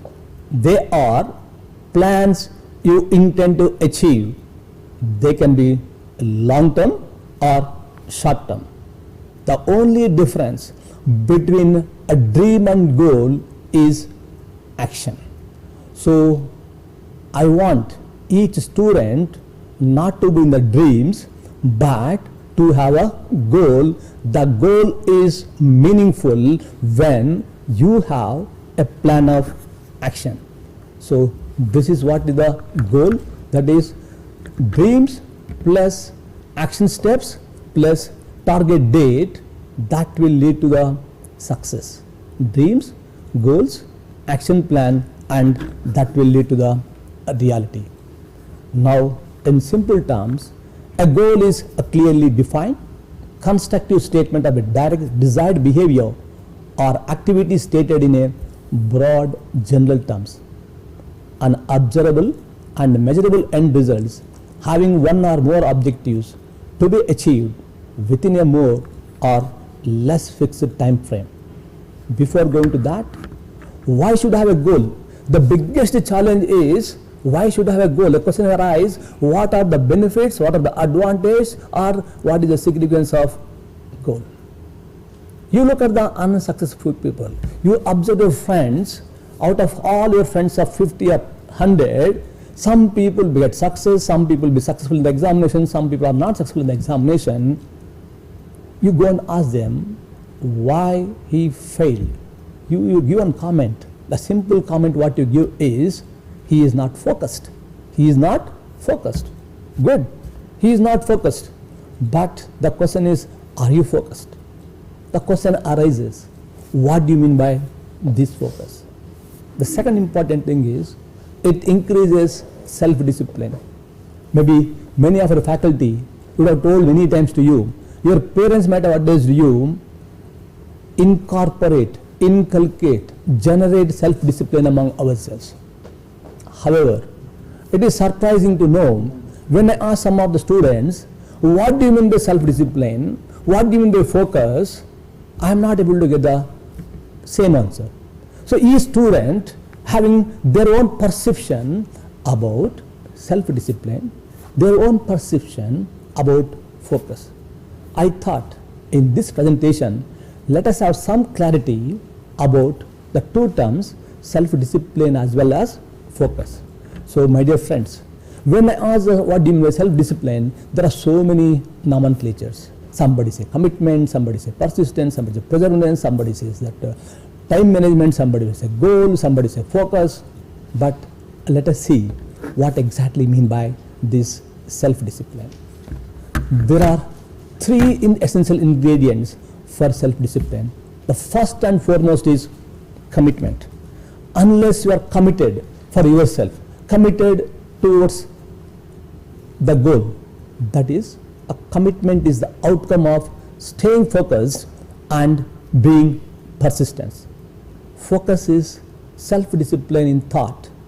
Persistence is self-discipline in action. Again, you can see that the three terms, that is a commitment, focus and persistence. So three terms. I hope all of you understand easily the term commitment as well as persistence, but the biggest challenge is still we are not clear about what is this focus. In simple terms, how many of you agree that single tasking is better or multitasking is better? Please don't confuse with that single skill or multi-skill. I am not asking the single skill or multi-skill. My question is very clear whether single task, performing one task at a time is better or doing multiple jobs at a time is better. When I ask the same question to our engineering students and MBA students, they have only one common answer: multitasking is better, smart tasking is better, all those answers will come. But the research has found something else. When you are doing one activity, do it only one activity. Single tasking have lots of advantages. It is as simple as is that when you are performing a single task. Just you check, while reading, you switch on your TV. Now what is happening? You are not able to complete in the focused on your studies. When the sound increases, sound comes, your mind is diverted towards the television. Now what is happening? You are doing the multitasking by which you are not enjoying the TV program, you are not completely involved in the studies. So the right way is, if you plan to study for 1 hour and watch half an hour TV, give 45 minutes core concrete for the television, 45 minutes for the studies, so that this 45 minutes of core studying on the studies definitely will go to your mind, you understand better. Otherwise, if you go to the TV, both combined definitely is not going to add value. My dear friends, simple example. How many have got disturbed when you kept your WhatsApp on, you are studying for the examination and one small ting sound will come in the WhatsApp, so you would like to open and see who has sent the message. All of you know that 95% of WhatsApp messages are not useful. Only 5% might be useful. To have that 5%, you are wasting 95% of the time. My dear friends, my request to all of you is, next time you are doing study, switch off your mobile and focusly completely study. No sir, I want to spend some time on mobile. Good. Close the book and focus on mobile. But once you switch on the mobile, go back to the studies. But never do both the activities. Back to discussion. Focus, I think you got some idea. But again, how to get the focus? I was listening to one of the presentations in one of the webinar. The question has come from the students, how to develop this focus? How to develop the focus? Then I went to Google, I went to different books, but I am not able to get the right answer. Finally, I got the answer, how to get the focus, in the book title called Ikigai. The book called Ikigai. When you have free time, please go to Google it and find out the title of the book is Ikigai. In that, they have given detailed steps how to increase, how to enhance your focus. I have taken some of the steps from that book. The first one is, do not look any kind of screen for the first hour you are awake and the last hour before you go to sleep. When you mean by screen, the screen into the mobile, laptop, television, computer. So don't look into any one of them. Turn off your phone 1 hour before your sleep, turn off your television, turn off your laptop or desktop, what it may be, tab or what it may, complete screen include all these elements. You just switch off and forget about it. Similarly, once you get up for 1 hour, don't see that. Somebody may ask, sir, how it is possible, sir, without seeing all these things, how it is possible? My dear friends, please talk to your parents. Your parents and we lived without mobile for 45 years. I bought at the age of 45 mobile. So my dear friends, life is beautiful without mobile also. So you can live more beautiful without mobile. So don't think that by switching on mobile something is going to happen. Nothing will happen. So 1 hour before all the screens shut down, definitely you have a difference. Again I repeat, if you want to increase the focus, this is only the way. The second thing is, you have bundle of tasks. Divide the task into small. So you want to do 10 chapters to study for the exam. So you plan that one chapter each day. One chapter you study at a time. That makes the sensible. Designate 1 day of a week, perhaps Saturday or Sunday, a day of technological fasting, making exemptions only for e-readers. Some of you may be surprised. Sir, Yoga Guru says fasting is good for health, physical, but you are saying something, if you want to increase the focus, you go for technological fast. My dear friends, just switch off your mobile for 6 hours, you enjoy the life. You see, you talk to your parents, you talk to your friends, you talk to family members, how much time you have once you switch off the mobile for 6 hours. Slowly that 6 hours make it to 12 hours, 12 hours make it to 24 hours. That is what we call divide the task. Maybe suddenly you may not be able to come to 24 hours, you cannot switch off the mobile, but definitely 3 hours, 3 up to 6 hours, 6 hours to 12 hours, after I did not tell, you can only follow to 24 hours. Normally, we check the mail for every 1 hour, for every 15 minutes. Don't do that. Morning 10 o'clock, again evening 5 o'clock, that is enough, more than enough for that one. And this is the, again, Japanese technique which I collected from the book Ikagai. The Pomodoro technique recommends 25 minutes of work and 5 minutes of rest for each cycle. Or, sir, I am very focused, so I want to study 15 minutes, then I'll take a 10 minutes break. That break makes you relax and you become fresh. I repeat, that break makes a relaxation. That's why while planning our induction program, for every program you can see at least 15 minutes break. So 15 minutes break. The purpose is we would like to follow the Pomodoro technique. So you want to relax. After 15 minutes back, you come back and again you focus. No sir, I will study 2 hours continuously, I'll take 1 hour, I'll leave it to you. But definitely that break of 5 minutes, 10 minutes or 15 minutes make a lot of sense to relax your mind as well as you can increase the focus. And there is one interesting thing is, start your time. I don't know how many, majority of you read that book called 5 AM Club by Robin Sharma. In this book, he had given 3 principles, 20, 20 and 20. As my session is at the right time, after the session of the Yoga Guruji, the first 20 minutes, you got up at 5 o'clock, you see the success. They done a survey. All the successful people have a habit of getting up at 5 AM. So first 20 minutes, you sweat out. 20 minutes per day is the investment on your physical health. Otherwise, later part, you are going to spend the entire wealth on your health.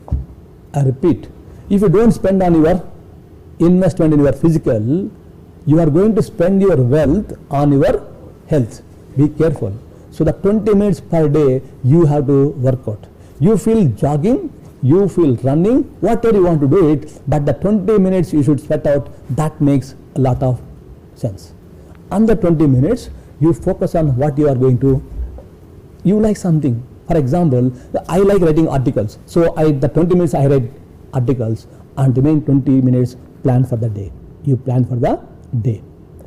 The most importantly, train your mind to return to the present when you find yourself in distracted. I don't know. Just Guruji told that when you are in the meditation, if your mind is going, having some answering, Guruji rightly said that use Omkar mantra so that your mind will be disturbed. As Guruji rightly told that what is happened is happened, what is going to happen is going to happen, and live in the present. That is most important. I repeat, our discussion is not on the focus, our discussion is more on the goal setting. So this is some steps how to increase the focus. So I go back to the steps on goal set, benefits of goal setting. So when you have a goal, the focus will automatically increases.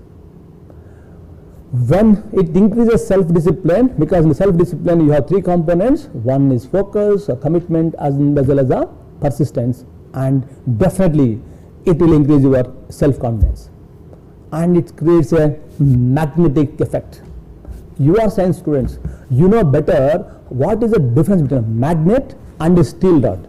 If you observe the both of these metals, both are made up of steel, but steel rod will not attract, but the magnetic piece definitely attracts.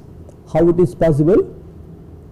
In the magnet, whatever you call neutrons, protons, molecules, whatever you say, all are having directed towards a common pole. Whereas in this magnet, in the steel rod, all these, whatever the microns, neutrons, whatever molecules, whatever we say, these are scattered. These are scattered.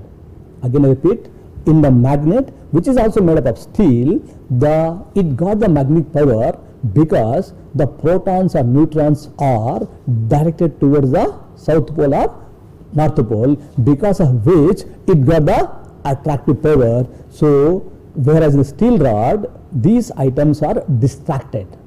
So what I would like to say that when you have a goal, you generate the magnetic power. When you don't have a goal, you become the steel. So choice is ours to have to become a magnet or to become a what you call steel rod. And most importantly, it provides a clarity. This example you might have heard many times, but still I try to recollect. All of you might have heard Dronacharya. He called the Pandavas, and he would like to check all these Pandavas in which area they are good. A lucky part is Pandavas are right guru to find out in which area each one of them are good. So he has taken to the mango group, and he called Dharmaraju and asked that in front of them is a big mango tree was there, and he asked one question, what you can see here? Dharmaraju said, this atmosphere and mango tree is very, very pleasant, very, very calm. We can sit here and relax, and we can play the bias. Nice. Then he called the Bhima. He saw the mango trees and he said, these mangoes are very tasty, very good for the health, and it will give the vitamins. Then he called Nakula Sahadeva. They said, this is a better play, we don't find better playground than under this mango tree. Then finally he called the Arjuna and asked, what you can see? He said, under the mango tree, I can see one bird, I can see only I. Then Dronacharya asked, such a big mango tree, how we can see the bird? He said, yes, I can see only bird. I did not say that I will see the bird, I can see only the bird eye. I can see only the bird eye. Then he asked, you are able to see the mango tree? Arjuna said, no, I cannot see any mango tree there. I can see only bird eye. That is what we call clarity. That is what we call clarity. So, when you are focused, the clarity will automatically follows, and it enhances performance, and most importantly, it reduces the stress, and definitely it is going to add to the positive attitude. So these are some of the benefits of goal setting. Suppose if I don't have a goal, what is going to happen? I don't know how many of you remember that or recollect that.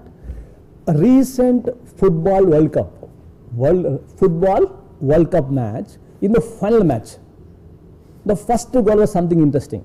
I don't know how many of you will calculate. Not the recent one, before that, that is 8 years back, again the World Cup, first match, first goal, again something interesting.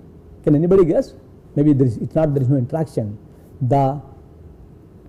Both are same. That is previous to previous World Cup football match.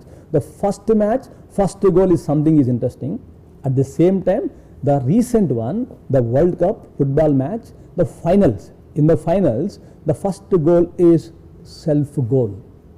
If you don't have a goal, don't think that I don't have a goal. You are putting the self-goal. You are going to put the self-goal. If there is no goal for your day, you don't know what you are doing. If you don't have a goal for your week, you get bored and stressed, you do multitasking and different activities focus, you will not complete anything on time. So you end up spending your time on chatting, gossiping. I think all of your other activities, you know it better than anybody else. So friends, don't think that I don't have a goal means I am putting the self goal. It is rightly said in the planning. If you are not planning, you are planning for failure. If you are not planning, you are planning for failure. Similarly, if you don't have a goal, you are putting the self goal. Choice is ours. Choice is yours, whether to have a goal or you don't have the goal. I wish each one of you, at least you start writing the goals in the next few days. The next thing is, if I decide to have the goal, on which areas I can fix my goals? On which areas I can fix my goals? As a student, the first and foremost is your career goals, academic goals. You are 2021 batch. So under 4 years you would like to complete your engineering degree. All will complete. But the people will complete, some students will complete with the 9 CGPA, some will complete with the 8 CGPA, some will complete only 6 CGPA. I am not saying which is great. I am telling that those who have a clarity about the goals, they are in the 9 CGPA. Those who do not have the goal, they are in the 5 CGPA or 6 CGPA. So you can plan your goal. I am not looking your goal setting only for the next 4 years. I am thinking something else. By 2026, you should be able to complete my MBA. You should be able to complete your PG if you are going to have the PG. No, sir, after engineering, I would like to go for my career. Nothing wrong in that. So I will ask one question. What do you want to become after the completion of engineering? What do you want to become? Majority of the students say that I want to become a good engineer. I want to become a better engineer. Somebody says that I want to become best engineer, but somebody else says that I want to become the successful engineer. My dear friends, you go to Google and Google it. Nowhere it is defined what is a good engineer, what is a better engineer, what is the best engineer, and what is successful engineer. The clarity comes when you make the goals. If really you want to have a career goal, you should say that by end of 2024, by August, I should be able to complete my engineering. After 1 year, within 1 year, I would like to join a company where I am going to get this much of salary. That is that. No, sir, I would like to do my PG. You can say that by 2026, I would like to complete my PG, either MBA or MTech. Again, I repeat. Either MBA and MTech is not right answer. By this time, you have clarity that you would like to build a career in the MBA or in the MTech because both are different fields. Somebody will say that, sir, in MSIT website, I have seen that top 10 alumni is in the last 4 years, in the top 100 ranks, some 6 students are from civil services. Yes, they had a goal clarity when they have joined engineering also. So you can also study that, but the goal clarity should be there. No, sir, I will do my MTech first, then I will plan for my civil services. That never happens. If you are aspiring for civil services, you start planning from now. If you are studying for management studies, you start now. If you are planning for MTech, you start now only. So then you have the goal clarity about the career. You can have a family goal. Maybe it's too early for you to have a family goal, but nothing wrong in that. You can say that by 2029, I would like to marry. By 2030, I would like to have one child. That is what we call family goal. The third one is very, very interesting, where majority of the Indians are very poor in planning the financial goals. Very poor in the planning the financial goals. You ask one question. How much money you want? How much money you want? You ask your parents, ask your friends, you ask your family friends, how much money you would like to make in your career? Answer is no. Or the answer is as much as we can. As much as you can. Some students are very intelligent. They say that which will satisfy my needs, but he does not know what are the needs. We don't have that. Unlucky part is that we never trained on financial goals. My dear friends, nothing wrong that you have to have a goal at this stage, only finance goals. For example, you can have a financial goal that by 2029 I am looking at 10 lakhs in my bank balance. If you think that a very big amount, make it 5 lakhs. If you think it's a very small amount, make it to 1 crore. By 2032, I should have the 1 crore in my bank balance. That is a financial goal. You have to have that goal. Yes. Fourth one is social goals. Maybe yesterday we are listening that gratitude, empathy, social responsibility. Better to have the goal. You can plan. Majority of the people think that when I made sufficient money, then I can plan for social responsibility. Sorry. When you are earning a small amount, it might be 1% of your salary. That percent is very, very small for you, but for the receiver, that 1% of your salary is a big amount. So you can plan your social goals in advance. Next one is you can have the health and spiritual goal. What is health goal? You plan your health. Just now I told that if you are not thinking about health, whatever the wealth you have earned, you are going to spend on health. Choice is yours. So your health goals say that at this height I would like to have this much weight only. I do not have any other side effects. How can I have? When I am healthy. Maybe last 6 months or 1 year you had a lots of time by which you would have spent on your health and spirituality. Again I repeat, spirituality is not religion. Spirituality is making yourself something more focused, more goal oriented, and more enjoying the present. So friends, you can have goals on these areas: career, family, financial, social, as well as health and spiritual. Sir, it is too early to talk about spiritual goals. No problem, but definitely at this point of time, remaining 5 goals definitely you can plan your academic goals or career goals. Definitely you can plan the financial goals. You can plan a little bit later about the family and social goals, but health goal is a must. Health consciousness is a must, as well as the spiritual consciousness is a must. My request is, as on your just now we are in the first year of MBA, first year of engineering, you can plan at least your career goals, financial goals, health and spiritual goals. The next thing is, sir, you are telling that goals are important. You can have goals on these areas. The next question is how to go about it. The biggest challenge is how to go about it. The first one is set one big goal and make a realistic time frame for achieving it. I have written one sentence there, document it. What is this documentation? I don't know how many of you are aware that 70 years back or 8 years back, India and China are technologically in the same level. The one good practice where Chinese had is, whatever they do, they document it. The benefit of documentation is, when the next person starts, suppose you are from the technological level, both of this one. In China there is a documentation, in India there is no documentation about the technology.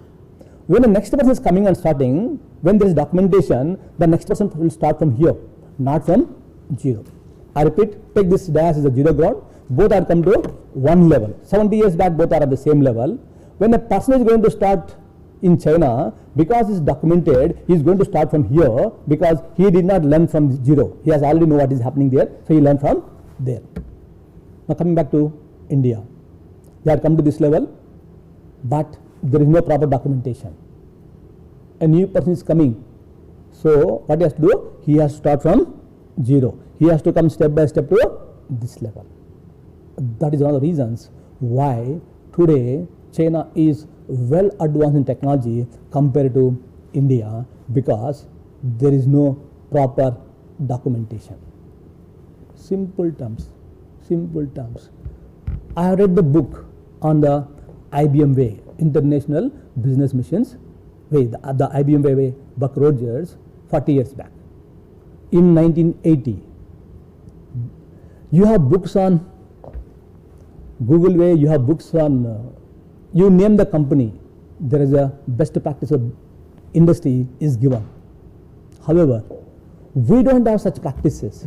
There are many Indian MNC companies are there, but rarely you find good practices of such books. When you say MNC, take a small example of Infosys or Wipro, but what are the best practices they had? If you are a startup, if you go and talk to them, they will not share the information. Technology is not provided. So startup are still in the startup for a long period of time. So just imagine how much time it will take a startup to compete with the big companies. So now what I would like to say is, if you have a goal, purpose is not sufficient, you should document it. What do you mean document it? It should be a written. The second important point is, identify the importance of it for you. I hope we already discussed that benefits of the goal. So I hope you all of you are convinced that you have to have a goal, otherwise you are putting the self goal. Now I was talking about the 2025. When I talk about the 1 crore, I told 2032. So that's what, break the large goal down into a series of smaller goals or tasks. That's what we call Kaizen principle. The meaning of Japanese word Kaizen is continuous improvement.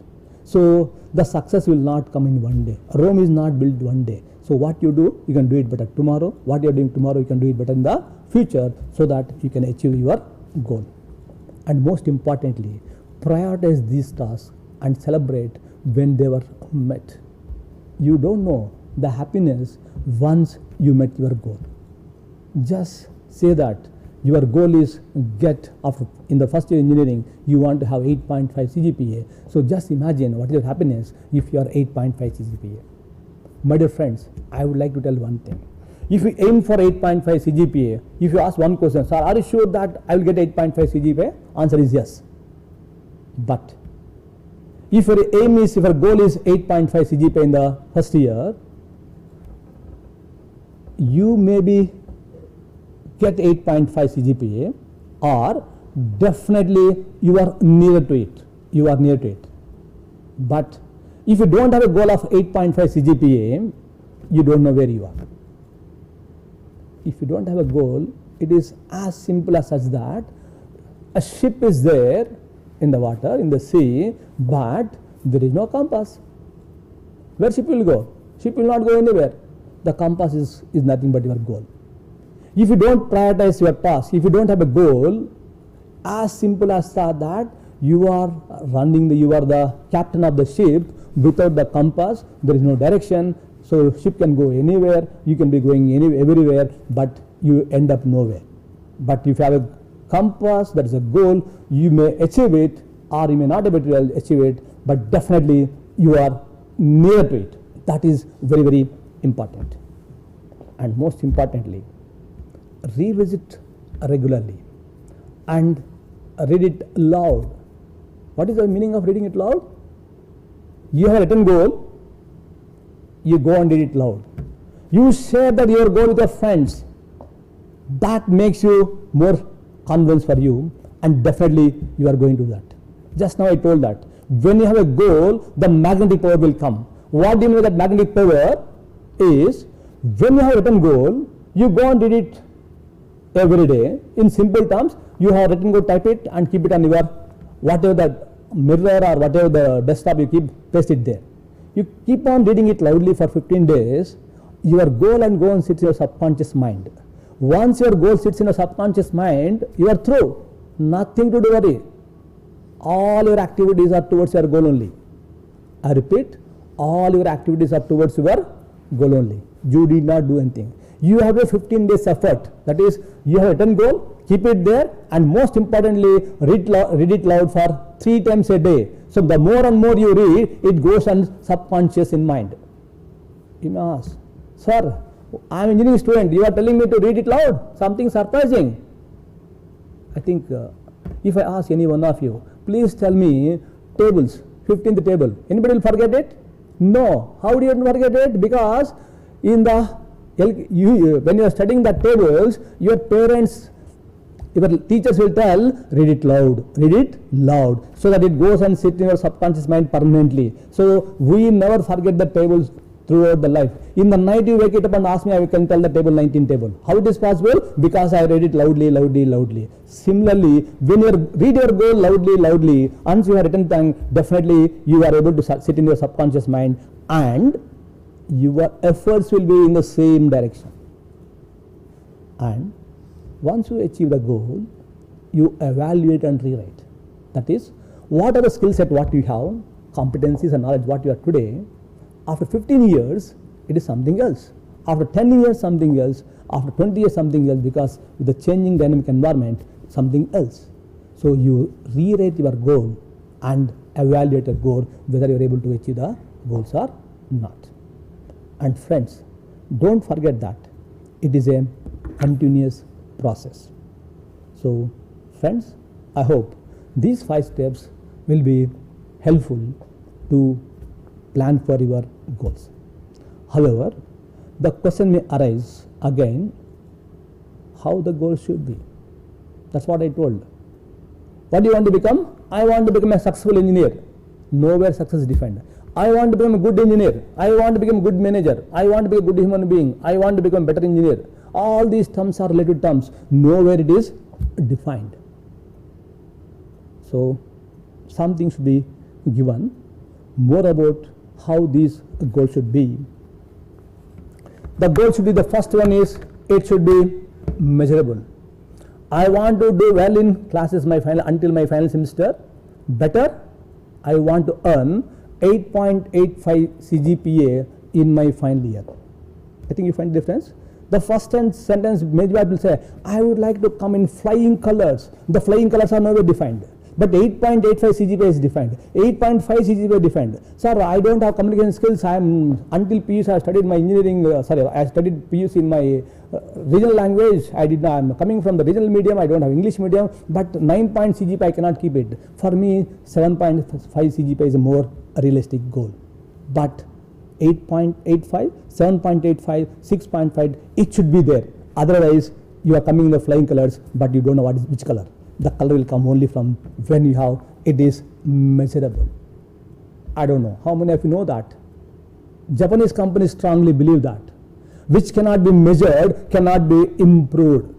In the quality conscious, they say that which cannot be measured cannot be improved. If you want to improve something, the first step is it should be measurable. It should be measurable. So the measurable quantity you can have. You can have measurable quantity in the financial goals. For example, I told that better to have that amount, not the goal of maximum money, as much as I can. These are vague. Better to have 10 lakhs. By 2030, I should have 10 lakhs in my bank balance, 20 lakhs in my bank balance, 30 lakhs in my bank balance. 2030, they are measurable. I think I'm clear. The goal should be measurable. The second thing is, a goal should be specific. The specificity is very, very important. For example, by 2024 you have come out. So you want to have a career plan, your career. So what you will do? I will say that I will send out a resumes. That is, there is no specificity in that. Better one is, I will find 25 corporate companies where my skills are matched, where my skills are required, and send each company a resume and a covering letter by 17th January 2021.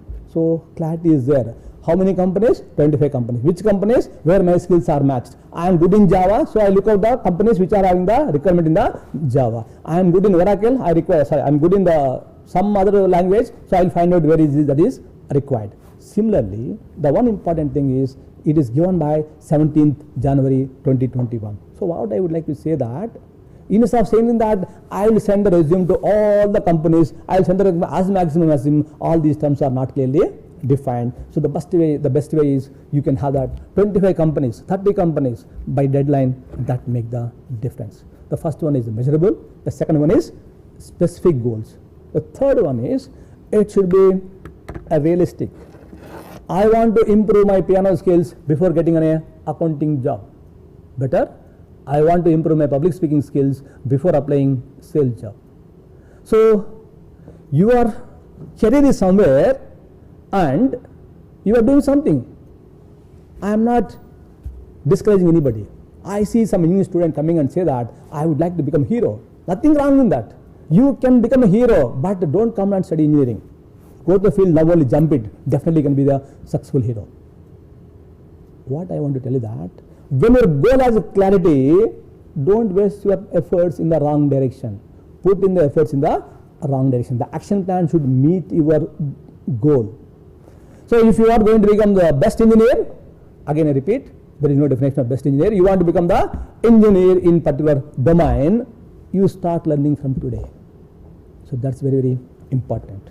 The first one is measurable. The second one is specificity. The third one is a goal should be realistic. And goals must also something you choose, not something thrust upon you. Very, very important. Most importantly, the goal should be inspiring. The goal should be motivating. I have written one name, Narayan. I don't know how many have heard the Aurobindo Hospital.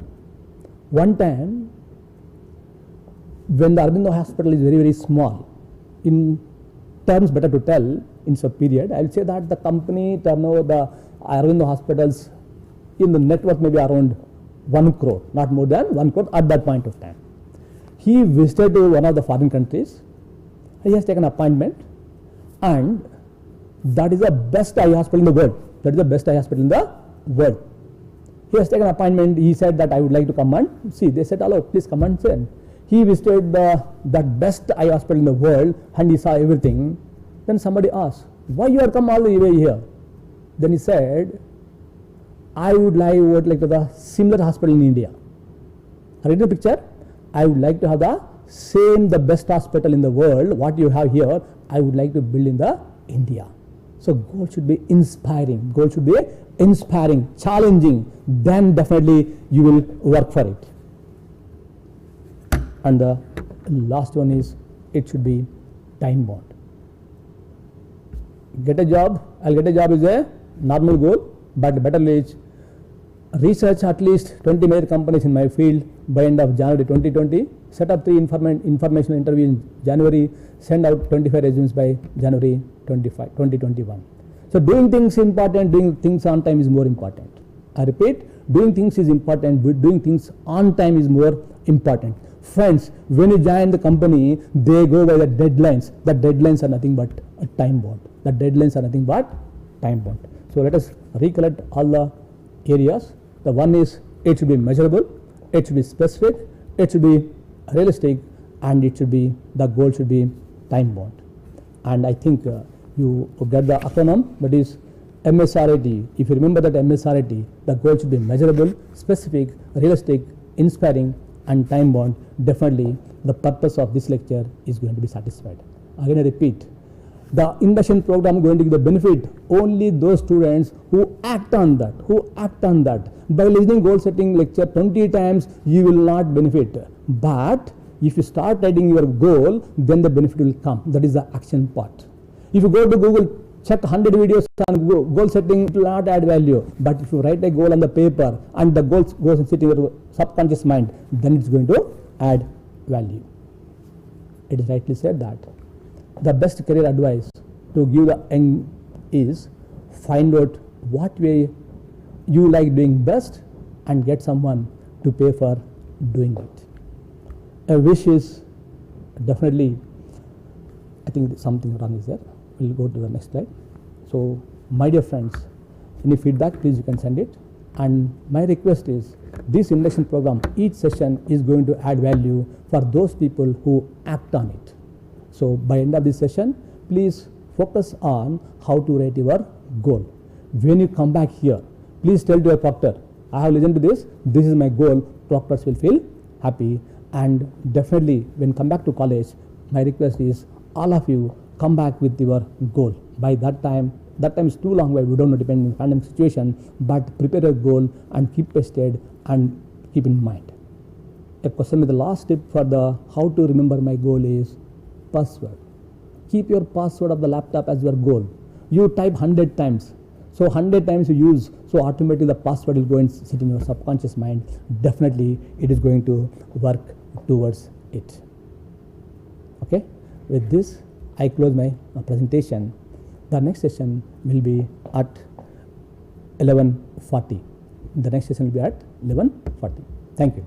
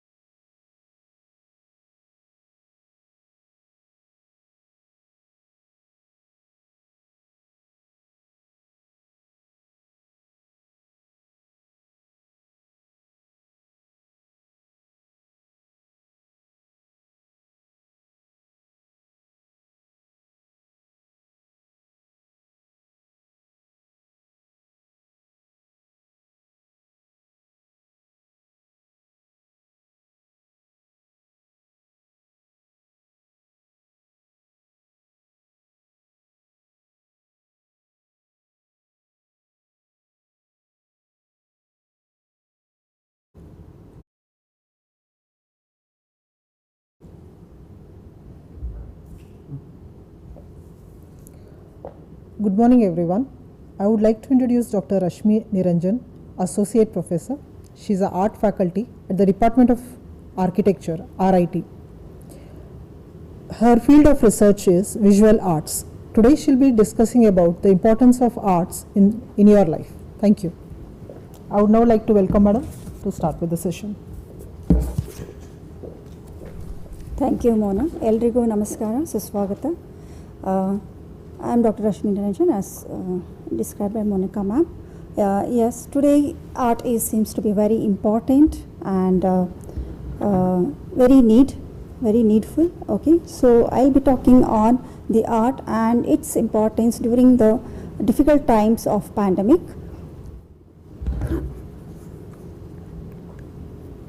So before that, I would like to introduce the previous years when the program was offline. This was the kind of program you would be participating otherwise. So we had a very good sessions on origami and kirigami. It used to be sessions on folding paper and trying to know more about how you can produce different forms, shapes, and finally which will help you in explore the forms in and its applications in different areas of engineering as well as art. We know that art is a base for all explorations and ideas. Okay, so anyway, this technology has made it possible at least to interact and show some of the artworks with you and share with you the happiness of being part of art and how it can enhance our lifestyle. Yes, I would. This presentation will include art during pandemic, Indian traditional art paintings, origami and kirigami. Let me go back and introduce the people responsible for starting this induction program in creative sessions. So it is Dr. Pramila. On the right bottom side you can see she was the initiator of this program. Why not start? I used to teach painting to many of the art faculties in the MSRIT, and one day we thought, okay, Pramila ma'am said, why not start sessions for the students? So that's how this idea of creative practices came up, and with the permission from my HOD, Architecture Department HOD, and my other architect team, faculties, we started this program and it is going very well. And this time also we could have done it much better, but because of the pandemic and its situations and the safety measures, we had to go online. So yeah. So art is, as you all know, is an expression and application of human creative skill and imagination in visual form or in form of performance. We are seeing an increased turn to the arts during COVID-19 pandemic from world over. Globally, we have turned to art engagement as a source of comfort and strength. So creative practices the world over, when it was completely in the pandemic period, British street artists, you must be knowing Banksy, who is very famous, drew an artwork showing a child playing with a toy of a superhero nurse. Okay, so otherwise we know other forms of toys, but now it is a superhero nurse on the walls of the Southampton General Hospital in the early month of May 2020. At the same time, we could see on the streets of India, especially Bangalore, artist Badal Nanjundaswamy was painting the walls of streets in Bangalore in various hues, spreading safety awareness of COVID-19, who is a well-known figure due to some of his street paintings which he did describing the different aspects of life in city of Bangalore. With no scope to organize exhibitions and art previews in the field of art during the hard times of COVID-19, the art and artists had to adapt to the new normal, that is online exhibitions and previews of art. So in this time, many art foundations and organizations did donate part of the proceeds from their online shows towards society in need during pandemic COVID-19. So pandemic art played a very important role, not spreading the virus, but spreading positive approach and life-affirming messages. The Jetty Museum challenged art lovers to recreate their favorite works of art and post them as photographs. And this not only engaged the participants to enjoy the art and forget the bad or sad moments of life, but it also made it interesting by using Art Selfie, the app, and Art Transfer from Google, and featured when they uploaded their photographs, self-made art photographs, with the use of artificial intelligence, it transformed the photos into historical works of art. That's how it engaged and helped the audience to interact with art. So art played a very important role in the pandemic. And so if I have to describe the art as a portrait of, it started like providing free virtual tours to see the art galleries, view the paintings, and enjoy the moments of viewing paintings, which was not happening during the pandemic. And it also threw a lot of challenges to the museum centers and art galleries world over. Okay, but they have tried all possible ways to interact with the public and keep it live. And in Bangalore, Karnataka Chitrakala Parishad is a center for art, and it is hosting its annual festival, art festival, that is Art for All, which is called Chitra Sante. So you could see it on the first Sunday of the new year. So please do watch and enjoy. You can also buy arts online. If not, you can as well see and enjoy the art. So these are some of the images I will be showing. The same artist, I said, Padal Nanjendra Swami, who worked on the streets and helped the society to take care of themselves by being safe. So you can see beautiful wall murals, okay. So and the street paintings, you could see the 3D effect and the color combinations. So this teaches that in life, apart from studying, it is different art forms can help you release your stress. Okay, so for that, I would like to introduce some of the Indian forms of art, traditional art forms. We'll go to the next slide. Okay, this was another case during pandemic, how the art helped not only a particular sector of society, but all kind of human beings. So these are the photographs of people who painted the walls of the street again. Okay, and there were other things happening online. So there were all kinds of people participating in expressing their feelings and belongingness and loneliness through their art forms, and there was no any kind of a boundary to express their feelings. And here you can see an ordinary person using iProcreate app on iPad to create this art form. So similarly, you come across a lot of different forms of art. So it has crossed the boundaries of art. There's no boundary for art. You can just explore it. It could be any medium. So this was by another mother who did used the textured paper on collage and created a canvas. It's just a simple act of looking through the window, because you are not supposed to go out. So the feeling of loneliness, how beautifully it is depicted. And this is another way. It is a combination of digital and handwork. So the artist has used the drawing done by hand and is fed into the digital, and the coloring is done digitally. So you can see instead of sun, it is a corona rising. So you could feel the sense, the sadness, or and all world over, you could see people expressing their feelings through different forms of art. Now, bottom right corner, you can see in Italy, people were coming into the balconies and expressing their feelings through music, whereas in India, we all lit the lamps and try to help each other and be united to come out of these hard moments. And on the top right, you can see the poster which depicted a nurse in her hands folding in form of namaste.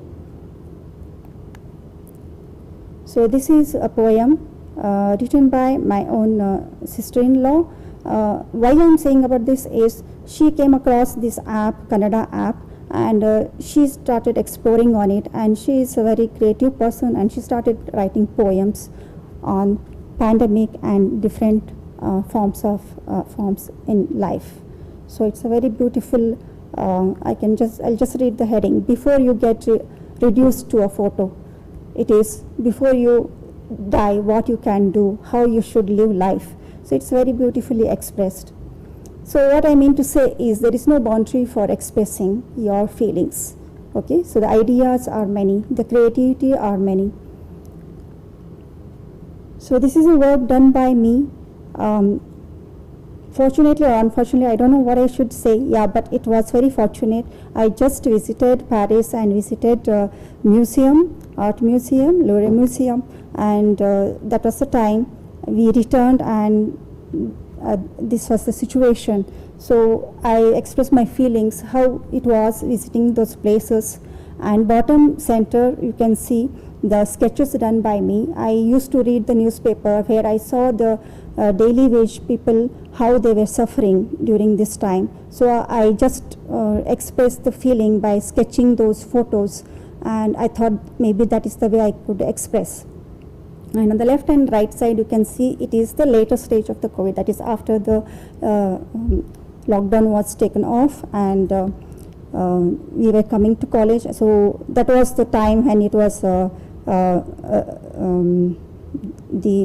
rainy season. So I just depicted the feeling of all streets were empty, and how we could see the streets very less people, and so that is the effect. So I gathered those feelings and just tried to put it them.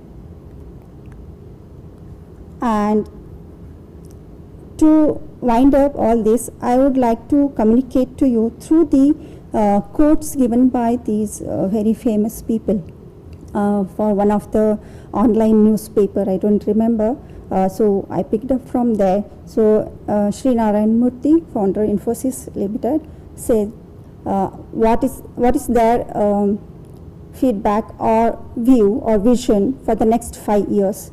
So he said, I hope the world accepts, adopts and practices the safe, elegant and 4,000-year-old Indian form of greeting, that is Namaste, which is the safest way of, and it is culturally very important in our nation.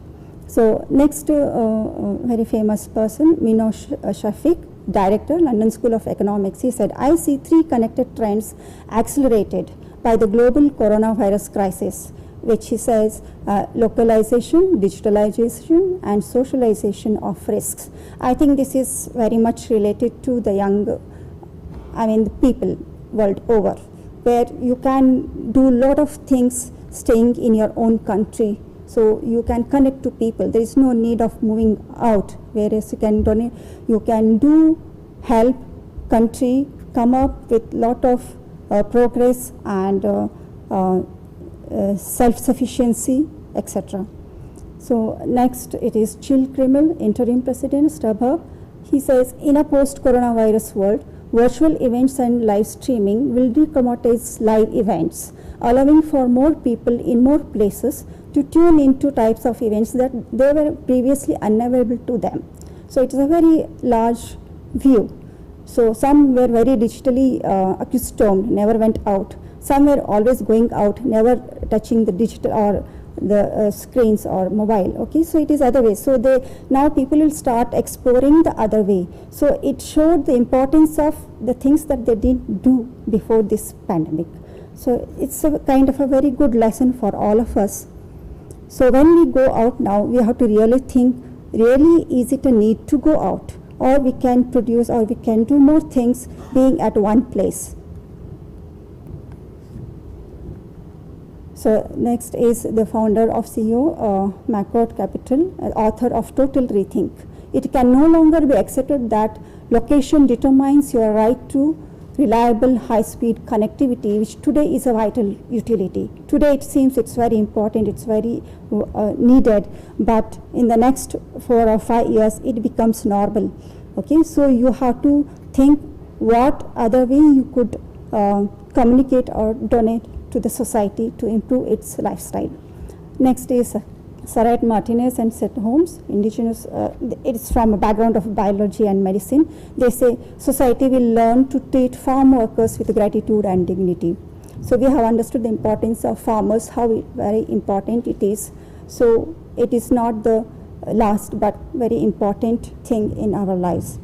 Next is the author of Radical Help. He says, in a time of loss and deep suffering, new forms of spontaneous social infrastructure have emerged. Now you probably, once it is offline, you will start traveling, and you already know that how the public transport, how it is being upgraded, so you cannot crowd, you have to sit with social distancing norms, measures following. So our things will be changed. So I think this batch, you are a special batch, I consider, where you are going to look at the future in a very different perspective. Yeah, this is the next part of my presentation, where I want to tell you more about Indian traditional art paintings. We always look art and buy art. Why not let us understand the different forms of art which are very age-old and traditionally practiced and transferred to the younger generations, and which have been revived to suit the contemporary needs of today's lifestyle. So you can see here Madhubani artwork, you must be knowing. It's a very bright colors are used in these paintings, and it is done on the paper. Basically, you can see on the left bottom right corner, a lady painting on the paper. And these the themes are for the mythologies, gods and goddesses. And you can see on the left top corner how this is being used for the contemporary need of the society. So art is connected to all possible of life. So next is Warli art from Maharashtra. It's very simple and very direct and minimal art, we can say, minimalist. So this is, you can see the on walls of Bangalore, BBMP walls are painted with this, and it is used as a decorative element. So it is only just two colors. Warli art is just two colors. It is actually done on the huts, walls of the huts, where the background is actually the cow dung smeared walls. On that they used to paint with the rice paste. Now because the contemporary need, they start with the different mediums they use, and they explore the possibilities of using this art on different surfaces. So why I am telling about all these traditional art forms is these are very simple, which you can practice and which you can actually use as a piece of art in your interiors. So it could be, it goes well with the traditional set of interior decor, or it can just set very well with the modern lifestyle as well. So this is a Saura art, and so this is also something similar to Warli art. So you can see how it is slightly different from Warli art. The figures are very subtle, and it is more intricate. This is Santal art. Very bright colors used, and you can see the eyes and how the hands are, the lines are very bold. And this is from Bengal. So very simple and minimalist. Now this, since it is being a very bold lines, this can be used in a very big hall. So the drawings are much more visible, whereas the previous ones, very delicate ones, which can be viewed from near. So this could be displayed in a places where at the entrance foyer or such, which the visibility is, proximity is less, so the distance is less. So this could be depending upon where you want, on large walls or large surfaces.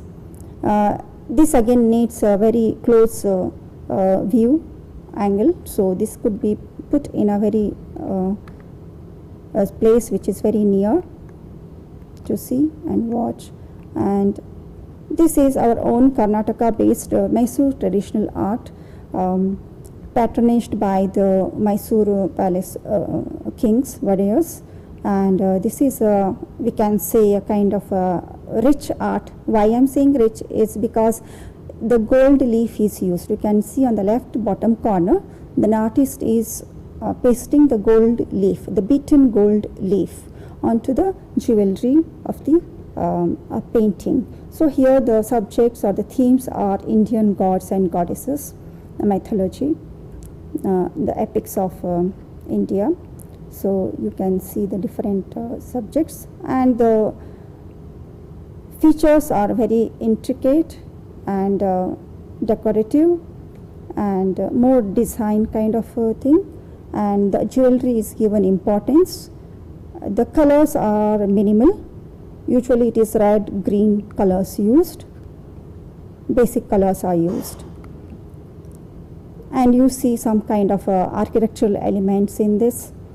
The background is always plain, dark colors. So these are usually used in and around the worship area in a house, because it is gods and goddesses. Some people also worship. And next one is Tanjore painting. So this is also a form of a painting. This is a classical painting from South India. Even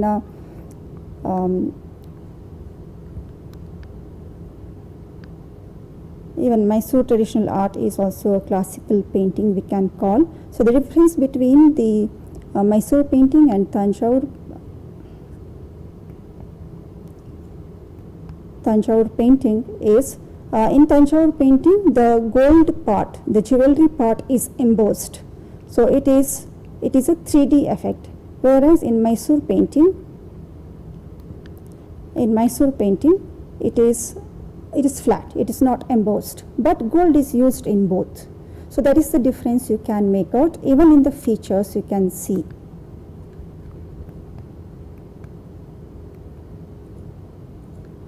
Okay, the themes are same, gods, goddesses.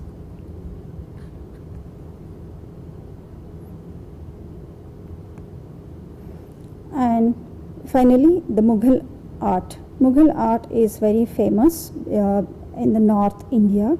So it is a culmination of Persian and Islamic and Indian cultures.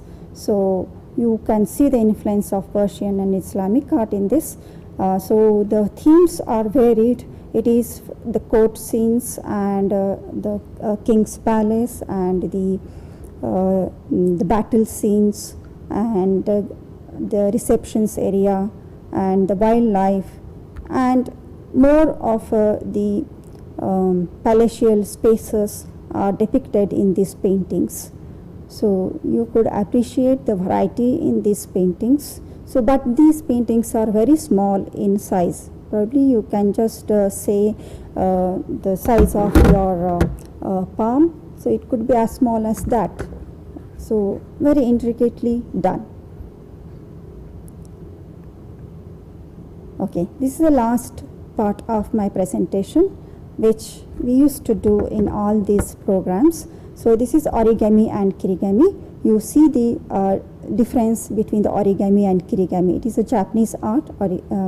So you can see on the left hand side, it is just by folding and twisting the paper you get the forms, whereas on the right side it is the kirigami, where you cut the paper, but you modulate it to give the 3D effect. Okay, so this is a very good art where origami is said, if you do the famous shape that is practiced in origami is crane. So it's a very simple form, which is, they say if you do 1,000 origami cranes, you get a chance to wish for your life what you want to be. So it's basically a view or a belief that if you give your time to any particular work or goal, you will achieve it. So that is the aim of the origami. You develop your concentration. Kirigami is, origami is nothing. Ori means folding, gami is paper. Kirigami, kiri is cutting and paper. So kirigami, you cut it and do the folds. So cutting is in one direction while the folding is in the other direction. I have links here. We will play it for you.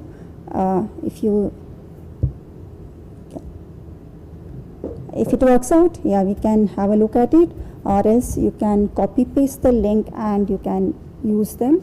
So why I am stressing upon this origami and kirigami is it is used in all streams of life. It is not only looked at as an art form. It is an expression of art which is used to understand the scientific and technological aspects. Like if you see the designing of a spacecraft or any kind of solar panels or anything you say, like for example the vehicles you see, the front part of the vehicle where there is a ventilation, or the fans that you see, everything is nothing but exploration of origami and kirigami. So this will help you to understand the importance of art in life. Okay, so origami and kirigami is nothing but the mathematical form of creating art.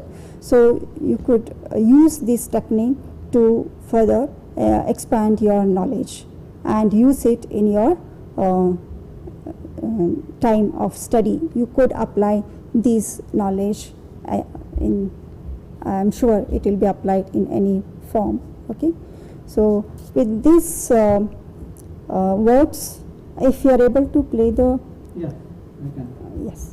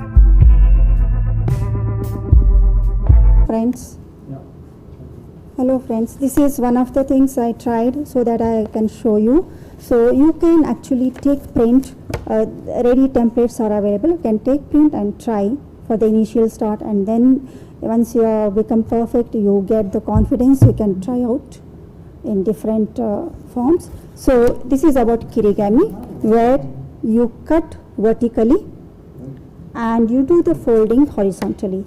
So, and it is stuck on the background and there is a crease, so you fold, you get the form. You make it flat, or you can just fold it and take as a part. Okay, so this is kirigami, whereas origami is where you fold and come up with the different forms. Okay, and I mentioned you about how creative you can be. So you can make use of any elements that are lying around you and make art. So here is one example of how seeds have been used to create a geometrical pattern. Okay, so I thought why waste the seeds? They are also important, right?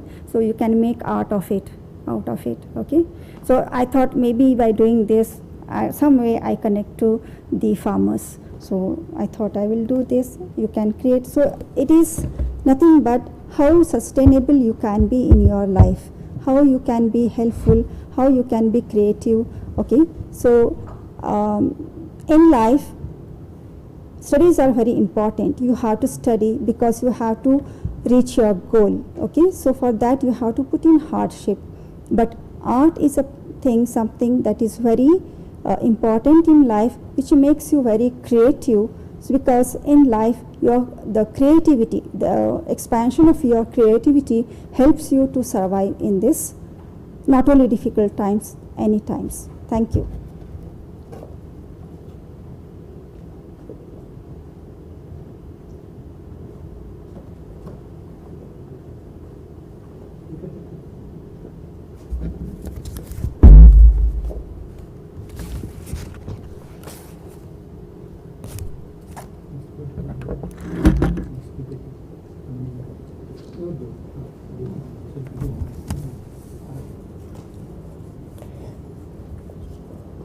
Thank you, Professor Rashmi, for briefing our students about creative practices. Good afternoon, students. I am Dr. Rizwana, Associate Professor, Department of Management Studies, RIT. I take the pleasure of introducing our resource person, Mr. Ramani Venkat.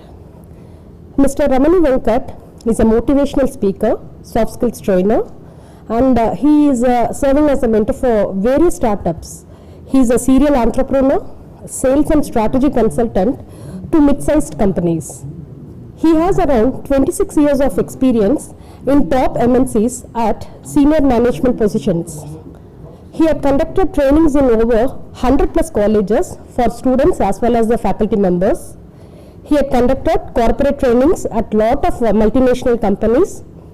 He had conducted mind power logic magic workshops across Asia, including Dubai and Kuwait. He is regularly conducting NLP online sessions for audiences in India and USA. He regularly conducts online trainings at every first and third Saturday of the month. I know you all are very curious to listen to Mr. Ramani Venkat. So without any further delay, I would like to welcome Mr. Ramani Venkat to take over the session. Thank you. Thanks, ma'am. Thanks to the entire college. Thanks for inviting me. So before I begin, I want to start by saying good morning, good afternoon, good evening, depending upon which part of the world you are in. This would not have been possible last year, okay? Because last year it was a physical session where I used to talk to people, and based on the time, I had to say good morning or good afternoon, depending upon what time was my session. But today the beauty, people talk COVID, Corona brought a lot of challenges, but along with it, it brought a lot of opportunities. The biggest opportunity today, your audiences across the globe. Who would have thought that you would be sitting at your house at different parts and still being participating in a session which is run by the college, at the college, but you are enjoying this learning from the comfort of your house depending upon whichever part of the world you are in. I am supposed to talk on communication. Okay, I am using this word talk on communication. Okay, and my title which I have given to this workshop or this session is Talking is Not Communication. That's a slight subtle change. It's talking is not, only talking is not communication. Communication is an entire gambit. Before I start, I wanted to show you all a small magic. Is it possible for me to walk? That's it. Yeah. Yes, you must be wondering what's magic got to do with communication. There's a lot got to do with communication. In fact, communication is part and parcel of our day-to-day life. Whether you watch a movie, whether you part of a theater, drama, magic is part and parcel of communication as well. So I will show you a small magic. A small trick. There's nothing called magic, it's purely trick. And I'll share with you how to do this trick at the end of the session. Probably around after 45 minutes, I'll teach you all how to do this trick so that you also can go ahead and have a nice time making friends with this nice icebreaker. So there are three cards predominantly here. If you look at it, one is this is the 10 of spade, you have the 5 of hearts, and then you have the 8 of spade. 10, 5, 8. 10, 5, 8. There are these three cards. Just see what I am doing. The bottommost card is the 8, the next card is the 5, and the third card is the 10. I have three cards now with me on the quizzing. Can you tell me which are the cards? We have the 8, we have the 10, the middle card was supposed to be 5, but it did not gel well, so there's the 9. Okay, so now you must be wondering, why am I showing you this magic trick in a session like this? Simple. There's a lot to learn from this one trick, and I'm going to use this trick as the basic for communication or sharing my thoughts on communication. First and foremost, people talk about the effect. When a magician shows the magic, all that people see is what you do, the effect that is seen on the screen, the effect that is seen in front of your eyes. That's what matters. But there's a lot of efforts done at the back end. The entire setup is the necessary for you to go ahead and create that spellbounding effect or whatever you can call of. This effect is, this work that done, the setup, the efforts done before the session is not something which is seen to the audience, but it is very much instrumental in terms of going ahead and creating that effect. Now similarly, I'm sure you would have admired a lot of speakers. People, this guy speaks so nicely, this guy is a fantastic speaker, we feel like listening to this such and such person. What happens is, we discount, we just see the effect. we discount the efforts that this person has done back end to create the requisite content, the presentation techniques, and then going ahead and doing the final act of presentation, because what is seen to the audience is only that last part. So before I start my session, let me continue with these slides as well. Slides will be shown in sequence. Okay, I have a small activity for you all. It's a very simple activity. I want you all to find out, just do this. Let us see who is the first one to complete the below successfully. I'll give you 10 seconds, not more than that. You can do it to yourself, no need to put it on the comment box or chat box, just do it for yourself. I've done this exercise live, but this is the first time I'm doing in a one-to-many communication kind of a thing where I don't see you participating, but that's absolutely fine.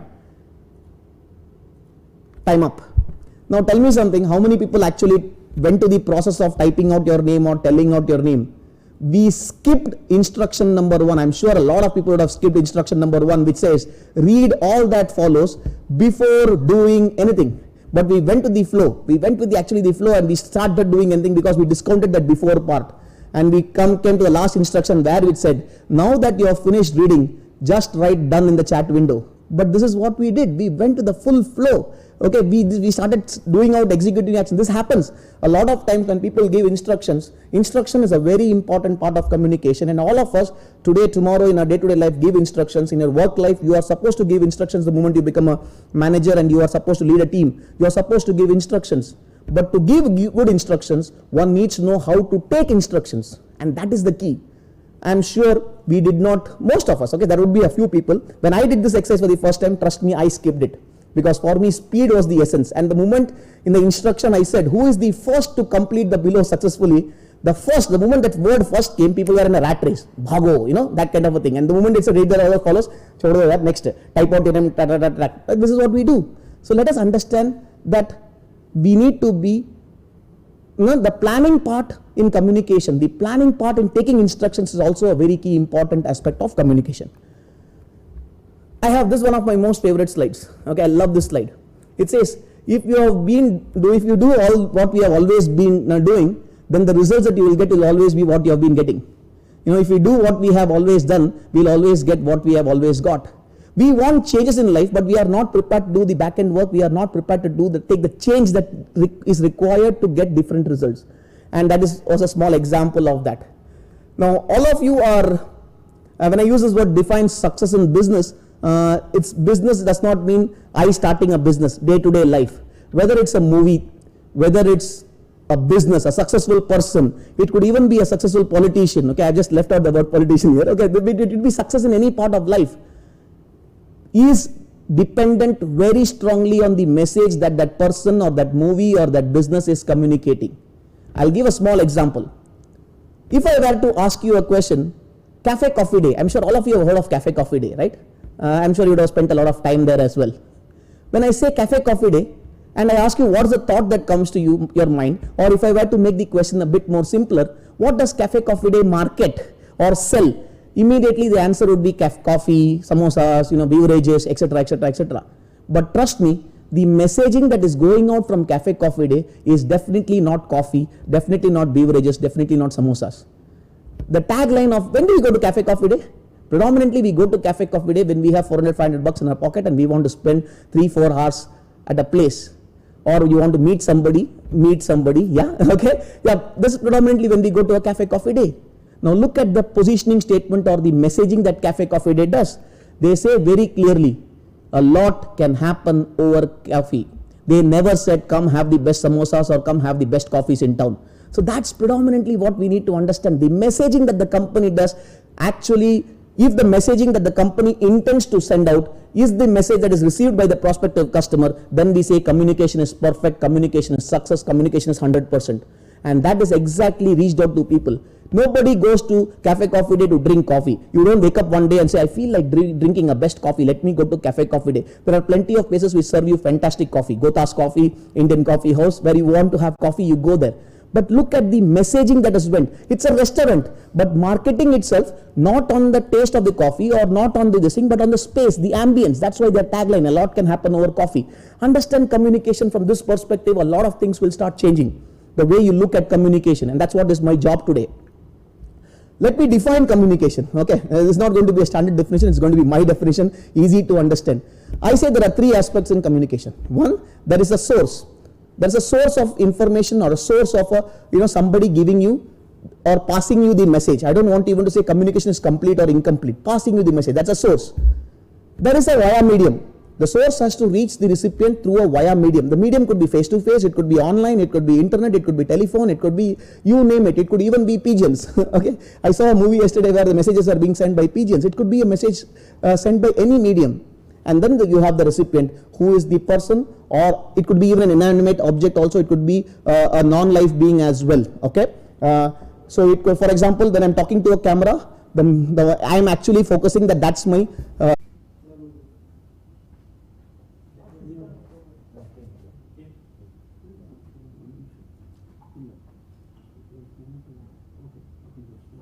Sir don't show slides in the beginning, थोड़ा एक मैं patch up करके खींच लेता हूँ, उसके बाद चालू करना.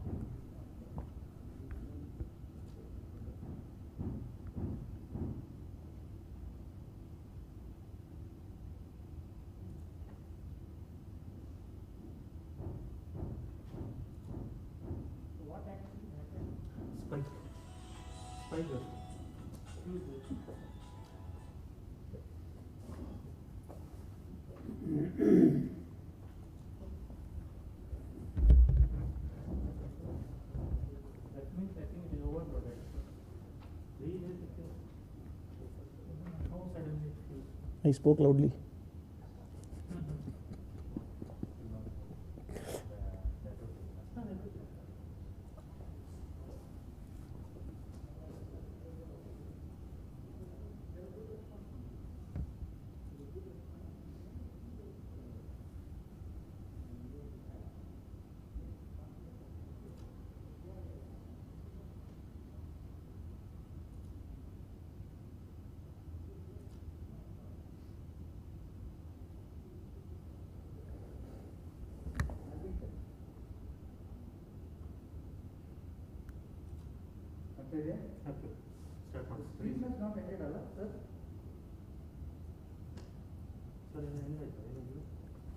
ಹೌದು, ಇನ್ನು ಸ್ಟ್ರೀಮಿಂಗ್ ಸ್ಟಾಪ್ ಆಯ್ತಲ್ಲ.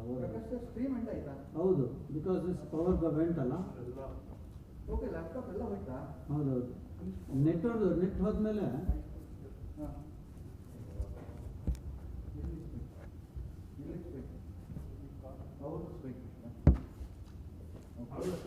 Okay, sir, so you will have to do me one. Yeah. You will have to send me the stream links. Now we'll check the update. I will send it to you.